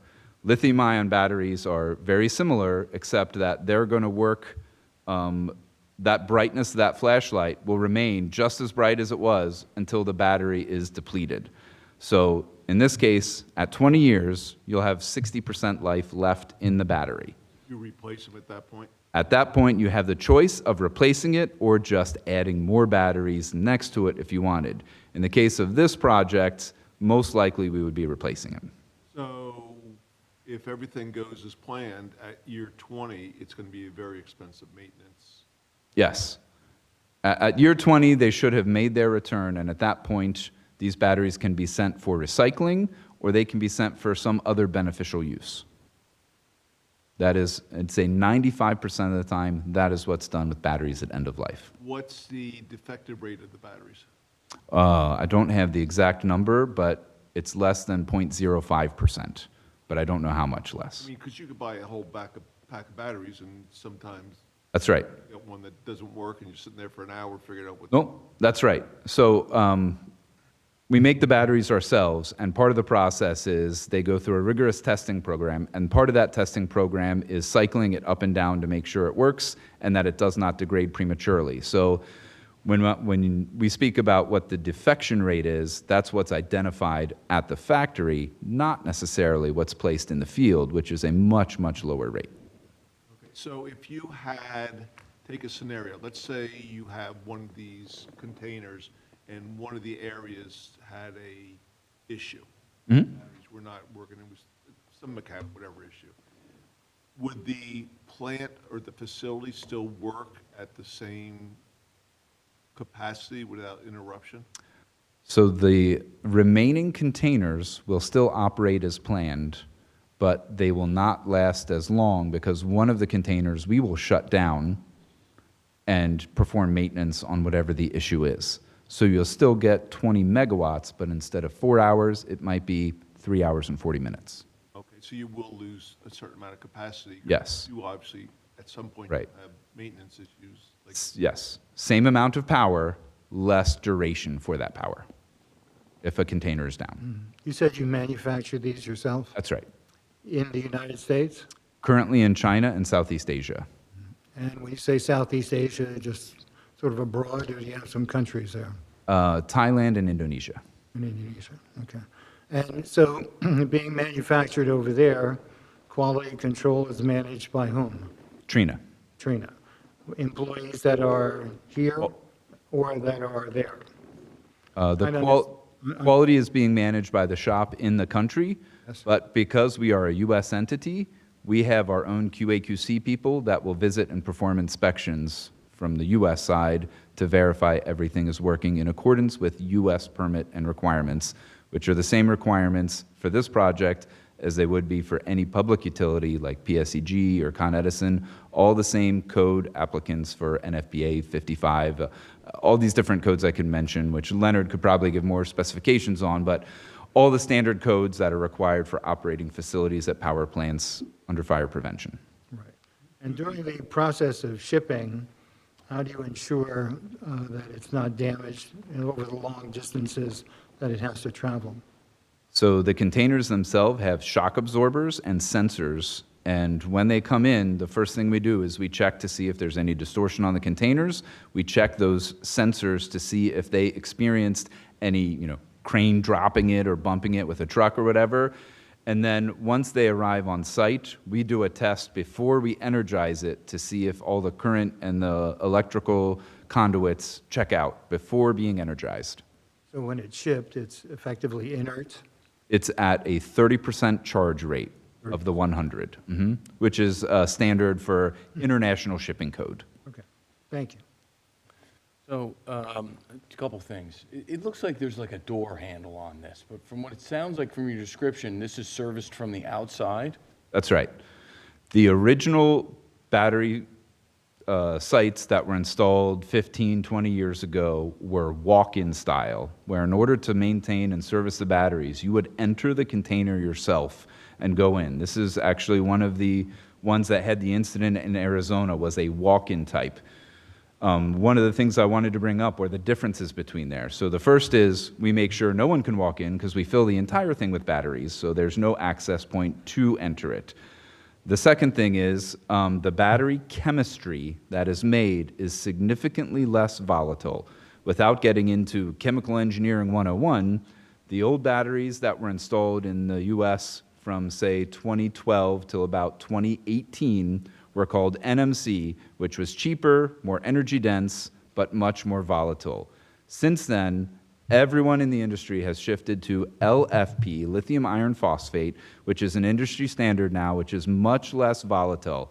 95% of all the battery incidents that have occurred in the US are on that older chemistry of 2019 and before. So 5%? 5% are due to three main reasons: overheating, overcharging, and what's the third one? Human error? No. Luckily, human error is not one of them. Overheating, overcharging, and water intrusion. Right, so that's perfect. So I see 6 racks, so that means there's 6 doors on one side, 6 doors on the other side, right? So, I Yes. actually have one of these containers I use, and I know how cumbersome it gets and heavy the door. So to my point of human error, let's drop this in a full flood zone and tell us what's going to happen when we get 8 feet of water or 3 feet of water or whatever. So the batteries are sealed on the bottom, but if for some reason water does get into it, there are sensors on the bottom, top, and in the middle, and it would immediately trip the battery so that the battery does not operate in a discharge or a charge function. It'll then send a message to us through the remote monitoring system if no one is on site, and then someone will come to site to identify what it is, and the battery will remain dormant, not operating until that happens. So if somebody leaves the door, I can't imagine there's sensors on the door, so if somebody did happen to leave a door, you know, guy's servicing it, leaves the door open, runs to his car to text his wife, but that, I guess, is potential for something silly like that, right? What's the scenario again? If somebody leaves the door open, all right, but. Oh, it will not operate with the door open. Okay, all right, good thinking there, Joe. Okay, great. So then it can be immersed in water, and it'll continue to run while it's in water, actually. No, it will not continue to run. Okay. There are sensors that if they detect water intrusion, they will trip the battery. Right, but that's water intrusion. What about if the water is outside? I mean, if there's a foot of water, I assume it's water sealed, right? Oh, yeah. If no water gets in the container, Right. it will not. The one discrepancy is there is air conditioning to keep the batteries cool, and that air conditioning intake is on the upper half of the container intentionally, so that if water gets in the intake, that will also trip the unit, but that would have to get up to the halfway point for that to occur. So while you're at it, then just tell us about there's been obviously we're cooling, heat is a big issue with these things. So you're going to tell us there's some redundancy for heating if it overheats kind of thing? Yes. So this is liquid cooling, which is much more efficient than air.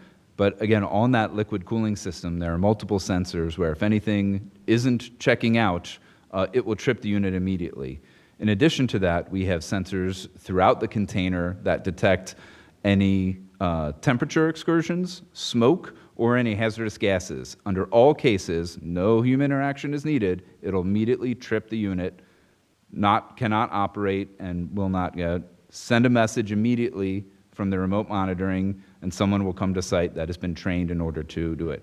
Which is one other thing I wanted to mention. One big key thing in some of the previous events where that local fire responders were not trained properly. Trina requires we train all the emergency responders that are in the area for this site before it is installed. We do it in person, and we do an annual refresher so that it has it. We met with the fire departments for both Somerville and Bridgewater and went over these. My compatriot Leonard here would be able to give some more accurate details since he can speak more to the fire prevention.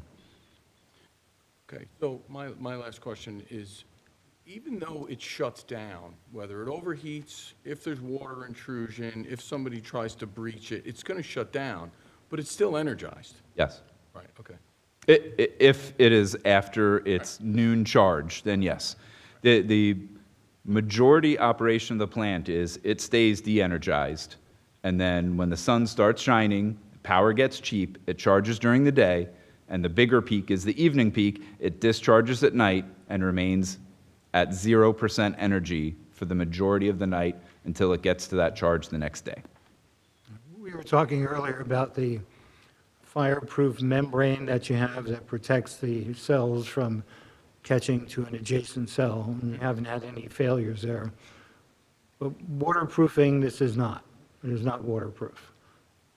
And it's potentially, because of site selection, in a flood zone where it's known to have flooded many times. Okay. What protection do we have to offer? I'm not asking him to testify to the flood zone. I'm asking him to testify to what happens if it's flooded. So if it's flooded and water does not go above the midway point of the container, so that would be about 4.5 feet, plus it's a foot off the ground. So that would be, if water would have to get about 5.5 feet in order to get to the intake of the system where it could intrude into the system, at which point it would detect it in the air conditioning portion, not in the battery containment. That is a separate isolated compartment, and water inside the HVAC, the air conditioning unit, would trip the unit in that scenario. And the HVAC unit, excuse me, which is used to cool the batteries, is not connected to there's no, you're saying it's somehow separate from the batteries? I'm not sure. It's isolated from it, so no air or water. Even if I flooded the HVAC, that water could not get into the battery compartment. Because it's liquid cooled. Maybe I could show you here that there's an isolation barrier here. These are all the batteries where you see the light. This is the air conditioning portion right here on the end. Yes. And there's a hard sealed wall in between the two, so that water cannot get from one area into the other. So if there were a substantial flood, not if, but when, then your unit would shut down because the air conditioning unit would sense that there's water infiltrating it, That's right. and it would prevent it from, by your construction, it prevents it from going into the batteries themselves and creating that dangerous situation. That's right. And the batteries only generate heat when they're operating. So if the HVAC was to fail, it'll trip the unit, so there can be no more heat generated, Okay. preventing that overheat mechanism. Right, and I know you're not suggesting this in a flood-prone area, or perhaps you were actually implying that might be the case, but bear in mind that when Craig Stiers does testify, you'll hear that all of these batteries, which by the way are a foot above the ground, are well above flood elevation by matter of feet. So let's just hold off Yeah, on we can wait making for any him to assumptions testify in to that that, regard. sure. Yeah. Unfortunately, I don't have details of the site elevation okay. or anything. That's okay. How are you stacking those 20 trailers? We're not stacking them. 20 trailers laid out flat on the ground? Yes, that's done intentionally, again, for safety. If there was an event to occur, which has not happened, but if there was, heat and flames go upward. So for that reason, we do not put anything on top of these batteries. We would put them adjacent to each other, and I believe one of the layouts that can be shown here will show. So these batteries will be next to each other in an adjacent scenario. Maybe if we can get the There screen we go. working. So what we have on the board will identify as Exhibit A3, which actually shows the layout of those containers which are not stacked. Again, Craig Stiers, as I mentioned several times, will be testifying to that, but it helps put the plan in context, I think. So Yes. this A3 is labeled. So the containers are freestanding adjacent to each other in some cases with some space in between them, as it's depicted on this drawing we can't see anymore. But it's there somewhere. And there is no building in which they're enclosed. That's correct. That's done intentionally for safety reasons. Okay, so Exhibit A3, which is on the board now in front of you on your individual monitors, is the colored landscape plan, sheet A7, sheet 7 of 10. And I could look, if you're looking at the orange blocks, each one of those blocks is one of these containers. So they're definitely not, So the drawers only open on one side? That's right, because you can put another one right on the other side to open out. They're mirrored versions. I have a quick question. You're going to have 20 containers, and each one holds 5,000 of those? Mhm. So you're talking 100,000, and they're put in one at a time? These will all come fully assembled, so this... Get here. Yes. This will arrive fully stocked. Nothing has to be done with it. The only maintenance that has to be done when these come is there are desiccant bags, which just keep everything dry on the inside, that have to be removed. Apart from that, all other work is done in this section over here that does not access the battery compartment. okay, so and just for the record, when you say these come fully assembled, you're referring to The container. the Yes. containers? It comes assembled, he's saying. Right.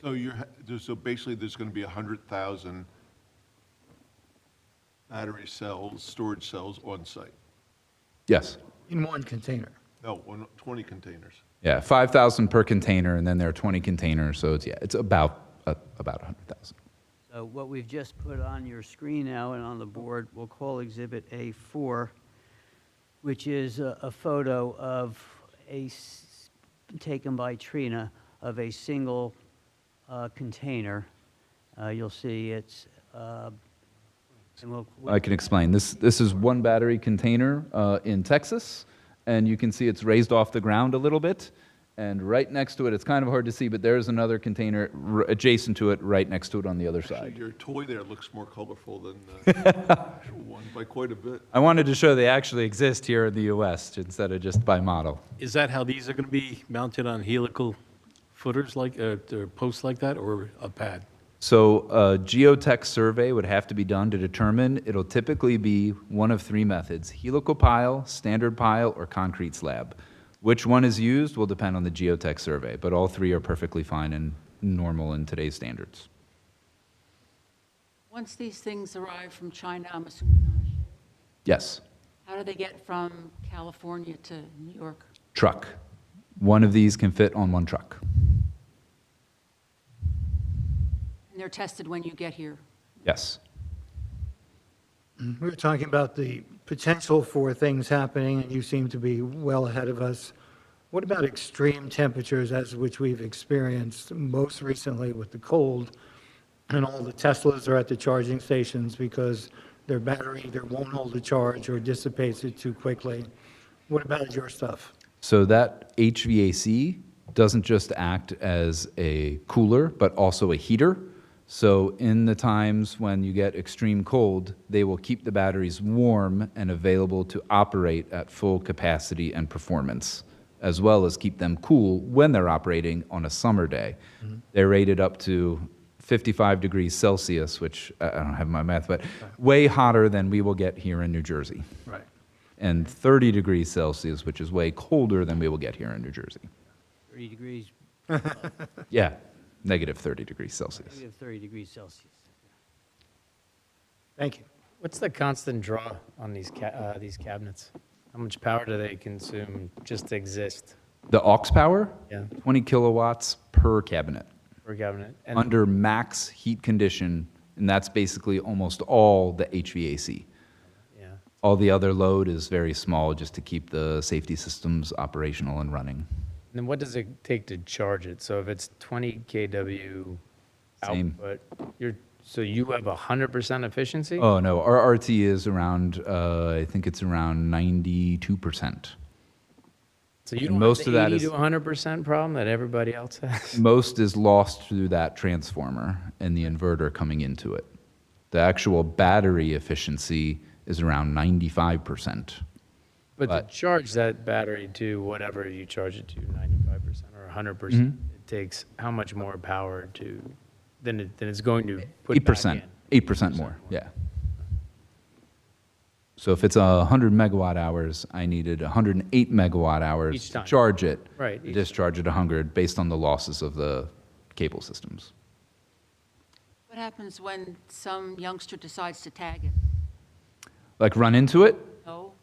Spray paint. Spray paint, graffiti? from a mechanical standpoint to the battery?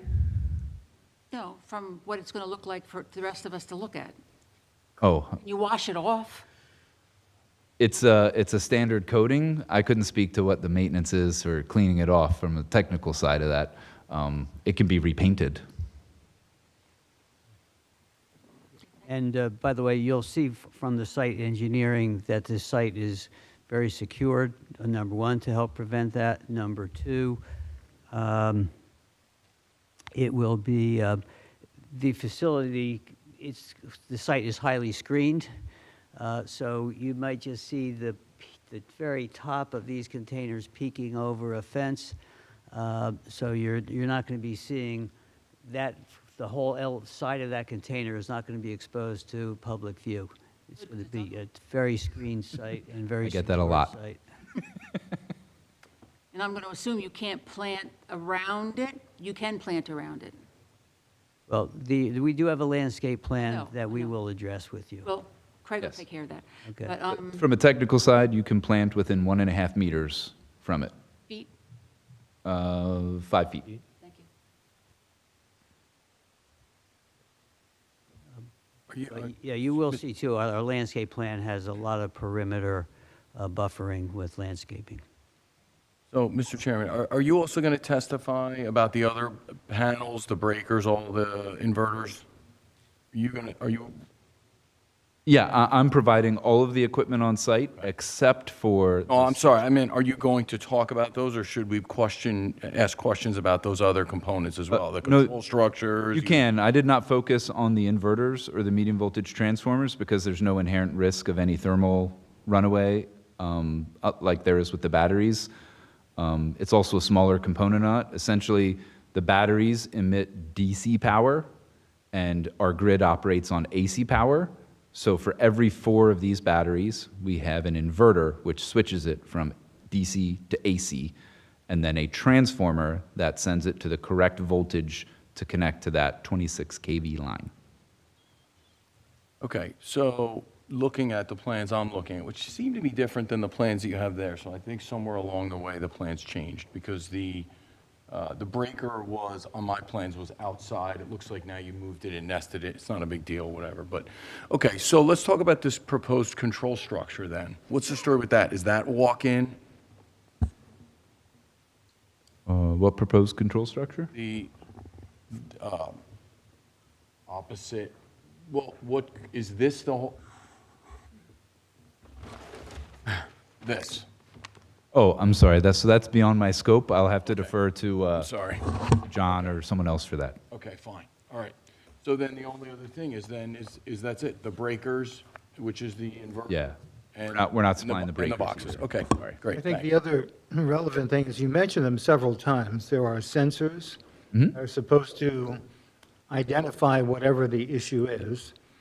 There are no humans manning the site, is that true or false? Correct. Okay, so no human being is on site, unless they just happen to be there. And so the sensors have to identify the issue. They communicate that issue to a control center somewhere, Yes, remote monitoring center in North Carolina. and that's something that you own and maintain as Trina, No, we contract that through a third-party U.S. company called FlexGen. okay? So it goes to them, they say, there's a problem, what do we do? What do they do? So well, initially, the system will automatically trip itself on its own before it doesn't require someone that's remote monitoring to do that. But when that person realizes that happens and it sends them an alarm, we'll send a technician to the site that's been trained in order to identify what the issue it is. Is it safe to open a door? Does it need to have someone that's trained to do that? Until then, the site remains vacant.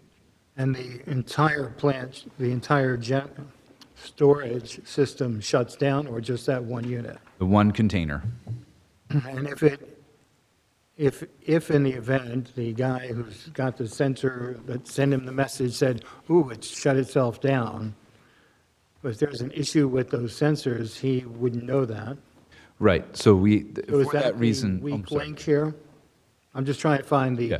because you gave us the safety of the battery, you talked about the fire membrane, you addressed a lot of issues, and we're looking for what the potential failure might come from, if it comes at all. Yeah, so those sensors, they detect all 3 of those things, and there are, I want to say, like 20 of them throughout the container. So if for some reason there's a fire event that occurs over here, and that, for some reason, sensor is not working, there's another one 3 feet away that may not pick it up the first second it happens, but would pick it up the 3rd second after it happens. Right. But that appears to me to be the issue. The communication system they use, the sensors communicate to the center in North Carolina, how? All of the sensors cause a trip, regardless of the remote monitoring.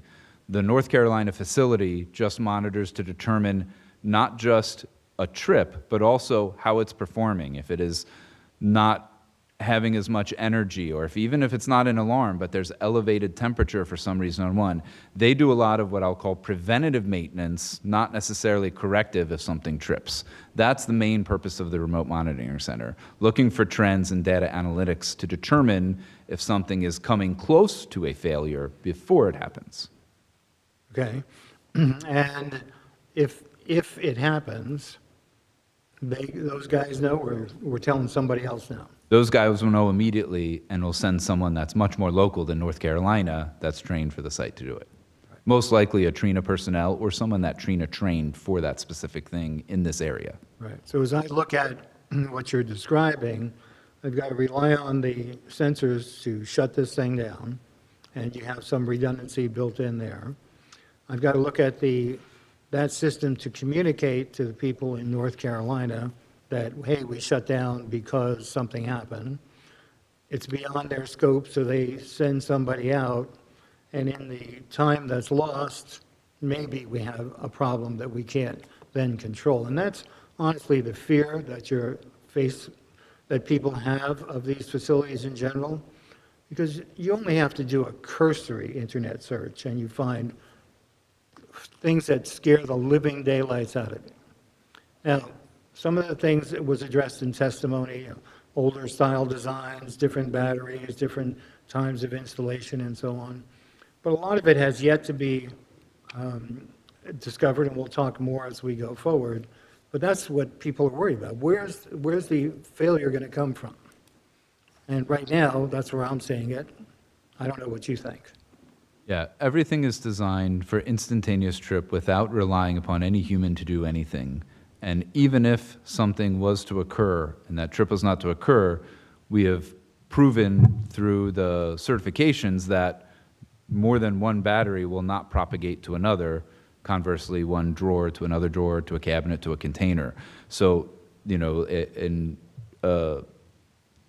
flame-proof barrier in between them is not something that has a failure mechanism like a fan that doesn't kick on or something, or a HVAC, which could crap out or have an issue. So the idea is to have a safety mechanism in place that doesn't need to be actuated, and then put a whole bunch of sensors on, then put a whole bunch of other fire retardant systems like aerosol, and then make sure you're monitoring for preventative maintenance in the future for those things before it becomes an event. You spoke earlier of thermal runaway, and that the heat being generated essentially produces gases that are very harmful. And I'm not certain what happens to those gases in the event, because it's not, now we're not worried about it burning per se through the fireproof little thing that's around it, but the gases themselves. And since they're toxic, how are they addressed? So we've analyzed from both the cell all the way up to the container what gets emitted from a thermal runaway event, even for the entire container itself. About 88% of the constituents are common hydrocarbons, so carbon dioxide, carbon monoxide, hydrogen. The other 15% are elements that are all lighter than air, common elements, but still flammable elements like methane and ethane. But all those elements, because of their weight, will rise quickly and not hover down near the ground. So the emissions coming off of a full container thermal runaway are mostly harmless, the 86% of it hydrocarbons. The other ones, although not toxic, are still flammable and could present a danger, but their barriers set, which Leonard can testify to as to what they are, and because of their gaseous weight, will very quickly rise into the air, which is why we put nothing above them. And when they rise to the air, you're saying that, and I'm trying to put words in your mouth. That's fine. That they will dissipate into the air? They won't be carried by the winds to the senior center that's only a couple of thousand feet away? Yes, it'll dissipate very quickly, I believe. I'll defer to Leonard. Somewhere around 200 feet is the safe barrier. Yeah, all right, I guess right, it's 200 feet. Okay, thank you. I have a question about the container. You're talking about having 20 of those containers on these 4 acres or 3 acre site. Do they have any lighting on them or blinking things that you're going to be seeing from the outside? Not on the container itself. There are some customers that have put lighting on them, and there are some customers that have put lighting. Just the lighting, the container itself. No, the container itself does not have any lighting. So you had blinking lights on 20 of these and drive, I find it quite. No, there's no lights at all in the container unless the owner decides to put lighting around it, separate from what the container needs itself. They come over here with none on it. And That's correct. My other question is, you might have answered it, I don't remember. That's all right. What are the containers made of? Standard carbon steel, but inside they have flame retardant barriers in between another layer of steel before you get to the actual batteries. So there's 2 plates with a flame retardant insulation barrier in between them, which acts twofold. 1, thermally insulated to make sure the batteries don't get too hot or cold, and 2, an additional layer of flame retardancy. So my question would be then, based on the steel it's made of, if there was a big fire in the area, would they melt?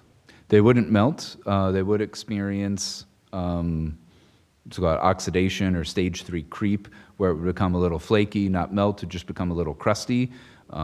We did our full-scale burn test and posted videos, which we could probably share in an exhibit to kind of go over what it looks like when that happens. But the container itself structurally still remained intact, even with a full, every cell in the container burning. No melting or anything, just carbonization. About 20 containers with 100,000 batteries in. Yeah. Yeah, we ignited the whole thing. Okay, thank you. One question for you. How far away is the staff that's going to come and take care of this when something goes wrong? So I don't know if they've identified for the COD for this project is still a year and a half out or so. In most cases, it's local to the state, and I believe that would be the plan here for New Jersey. Could be Trenton, could be Newark. It would be someone that would be local to the state, typically within an hour. I should say an hour max, obviously depending, could be 5 minutes or whatever. I have a question. On the communication to the center, how does it get, if the sensor senses something, by what, will you have a dialer, or is it a phone line, hard line, or? Right. Yeah. I'm not sure what the connection is that we use for, I can get an answer for you for that though, but I'm not sure. We can certainly get that. To follow up on his question, my thought was, what if we have worst-case scenario, another Hurricane Sandy comes up the whole East Coast, wipes out your monitoring station in North Carolina, affects the batteries here, and your 1 hour away guy can't get here because roads are closed and lines are down, and has that been like gamed out? Yeah, so the first thing is if the North Carolina remote monitoring facility goes down, there's a backup facility that can be used, I believe in China, but still a backup facility. If roads can't be accessed locally to address the site due to flooding or whatever, the site will trip itself. We can also actuate a trip from it. We can operate it completely remotely to do whatever we think is safest. So if we cannot address the site, we can shut the plant down. However, if there are blackouts in the area, the batteries are the best thing to use for generation for that backup. When you were mentioning a little bit about the construction and the security of that container, in a wider sense, and we'll talk more from a site plan perspective about protecting the site itself, so not the containers per se, but the access to the containers, because you don't need people on site, so it pretty much stays locked up from your perspective. The only people who will have access are authorized service personnel that you've contracted with or what have you. Power plants, substations, generation facilities, the grid itself are all potential targets for terrorism. Our enemies are all over the world, some that we don't even know about. I don't know how you protect this kind of thing from somebody shooting at it, I don't know, attacking it. It's not like Star Wars or Star Trek, you know, there's no force field around it. Have you given any thought to that? Yeah, and actually, it's not the first time I've been asked that question. Actually, it's quite many times. So the first thing is a standard caliber bullet of just about any, even from a rifle, will not penetrate the container itself. If perchance something is powerful enough to penetrate the container and go into the actual cell itself, it does not cause thermal runaway. How do I know this? We've tested this by firing bullets into the cell itself, outside of the barrier, and other puncture tests. There's a series of 30 tests that we do with these cells. It's the favorite part of everyone's tour when they see the factory, where they get dropped from 50 feet, they get a forklift run into it, and all sorts of stuff. And in all cases, thermal runaway does not occur. The cell's no longer usable, but it does not result in instantaneous flame event. From a battery, right, from a bullet, but a kinetic weapon, obviously, could be different, right? Yes, if it could be exposed to a certain amount of heat, you could force it into thermal runaway. That's how we do it when we test it. But in order to do that, you would have to access inside the container. And even if you were able to do that, forcing one cell into thermal runaway will not propagate into the one next to it, and you're only affecting this one cell as opposed to the entire thing, unless you somehow figure out a way to get the entire battery container, which is insulate, exactly. Yeah. Can I? Just one question. Did you say that this has a direct connection and it's monitored from a location in China as well? No, it has a data dump that data dump gets sent kind of over an email server as a backup to China. The active 24/7 remote monitoring is North Carolina, but because the factory is in China, that data dump gets emailed for how the system is performing. So there's It no cannot be operated in any way or function, even by the remote monitoring facility. It only monitors. I just want to make sure. About Yeah. what you say. I should also mention, even though these batteries are made in China or Indonesia or Thailand, the PCS, which is actually connecting to the grid, is using Power Electronics, a company that is Spanish-made, and they have facilities in the U.S. that can actually make it. And then the computer program that's operating it to actually run into the grid is U.S.-made from that company that has the North Carolina remote monitoring facility. I have a question. How many batteries does this one unit hold? How many batteries does it hold? 5,000 of these. One of those units? Yeah, 5,000 of these will go in one container. Okay. So we have a couple of housekeeping things. We're nearing the end of our allotted time for testimony. In your presentation, did you have more to go? No. Well, actually, one additional item I would like to cover, and I don't think it'll take very long, Mr. Chairman, which is to have Mr. Brown testify about the fact that there's no difference in the operation and maintenance of this facility that will be owned by a private entity as opposed to one which would be owned, or one which... Well, you're kind of testifying for him, but before you do that, what I'd like to do is to give you this option, because our board professionals have not had an opportunity to ask you questions. The public has not had an opportunity to ask you a question. And even though I wanted to make sure you would complete your presentation portion of it, but then ask you to come back at our next meeting to entertain those questions and to perhaps do what Mr. Pantel is... That was mentioned anyway. That was already mentioned, so we have it for the record. Okay. Okay. Nancy, will we get these revised drawings? That's not the drawing that we have. Well, That's an Mr. Stiers, are those your drawings? So do we have those? Yeah, That's they've an been exhibit. submitted. The revised drawings have been submitted, and they were recirculated by Nancy, but if there's any discrepancy there, we can talk to Nancy and get that straightened out. 'Cause it's, These must be from the original application. Yeah, that looks, that's previous, but, yeah, What's well, the date on those? These are from their original. yeah. So the revision date on the set that I have is July 23rd, 2025. Glenn, is that what you have? Yeah, that sounds correct, but the revision date on yours, Mr. Fresco, is what? September 4. September 24? Yeah, so that's not that's not the latest. The July 25 date is the latest. Yeah. I think there were 3 iterations of that plan, and the plans that were received by the new board members were only the most recent. So, yeah, maybe mine are newer. All right, but I'm just looking at what you blew up on the screen, and it's that last revision date for that exhibit, I think it's before, it looks like February 25, 25. Yeah, July 23rd. So not July 23, 25. This is, yeah. I have one that's dated in Oh, there's September. 4/15/25.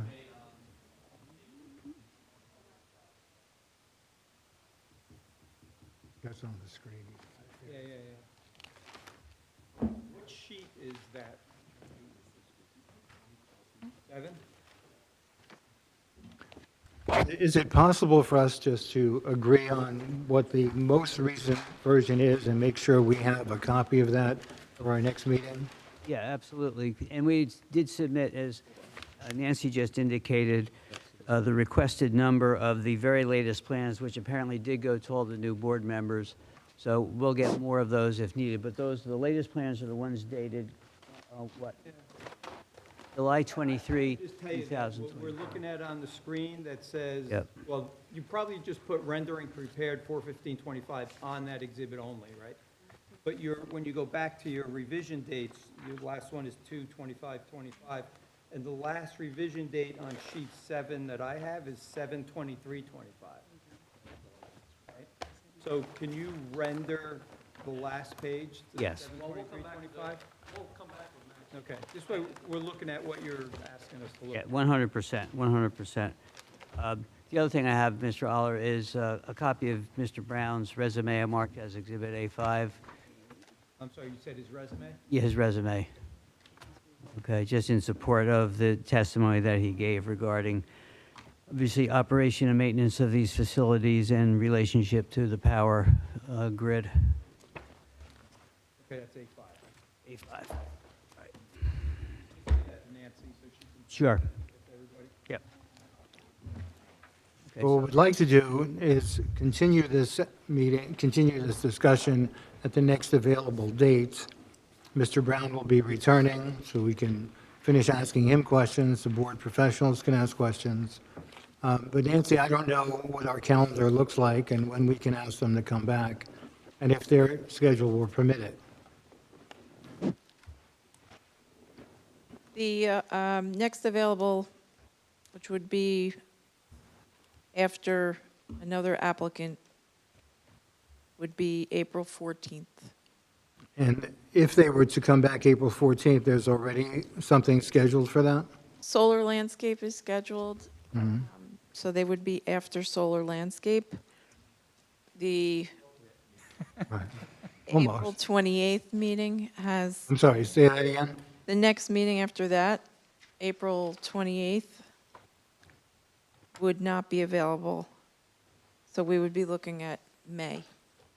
You want half a meeting on April 14th, Glenn? Yes, I think we'd like to at least make some headway. If we can get half a meeting, I'd appreciate that. Okay, so then for members of the public, this meeting's being adjourned. It will continue on April 14th in this room at 7 PM with no further notice from the applicant. I wanted to need- ask you about notice. Are we okay with the way things are? Because when was your original notice sent out? We did renotice once already. We renoticed for your meeting at the end of '25, which, with the understanding that you would reschedule at your reorg meeting in January. Okay. We're not relying on ancient notice. It was the end Okay. of '25 we did notice. We were asked to do that by Mr. Aller and Ms. Probst, so I think we're okay on that. Okay, thank you. Do need, need an extension of time through the end of April? Yeah, Glenn, Yes, we agree to that. 30? Okay. April 30, sure, no problem. So for clarity's sake, we're going to come back April 14th and split that meeting time between two applicants. The 28th is not available, and the next available date is sometime in May? Correct. Okay. Catherine, you seem to have a question. No, I thought you were saying after that hearing, there'd be another available date. Oh. But that is a changing circumstance every day, that there are other applications that come in for completeness, so. the Well, 14th I'll ask for one other thing, too, if we could. Sure. Because with half of the meeting on April 14th, it's probably not realistic to expect we'll conclude, given the pace that we're going through here. So is it possible for us to be put down, at least on the calendar, not for notice purposes, but to be put on the calendar for another date so it doesn't get, we don't end up in August? Sure.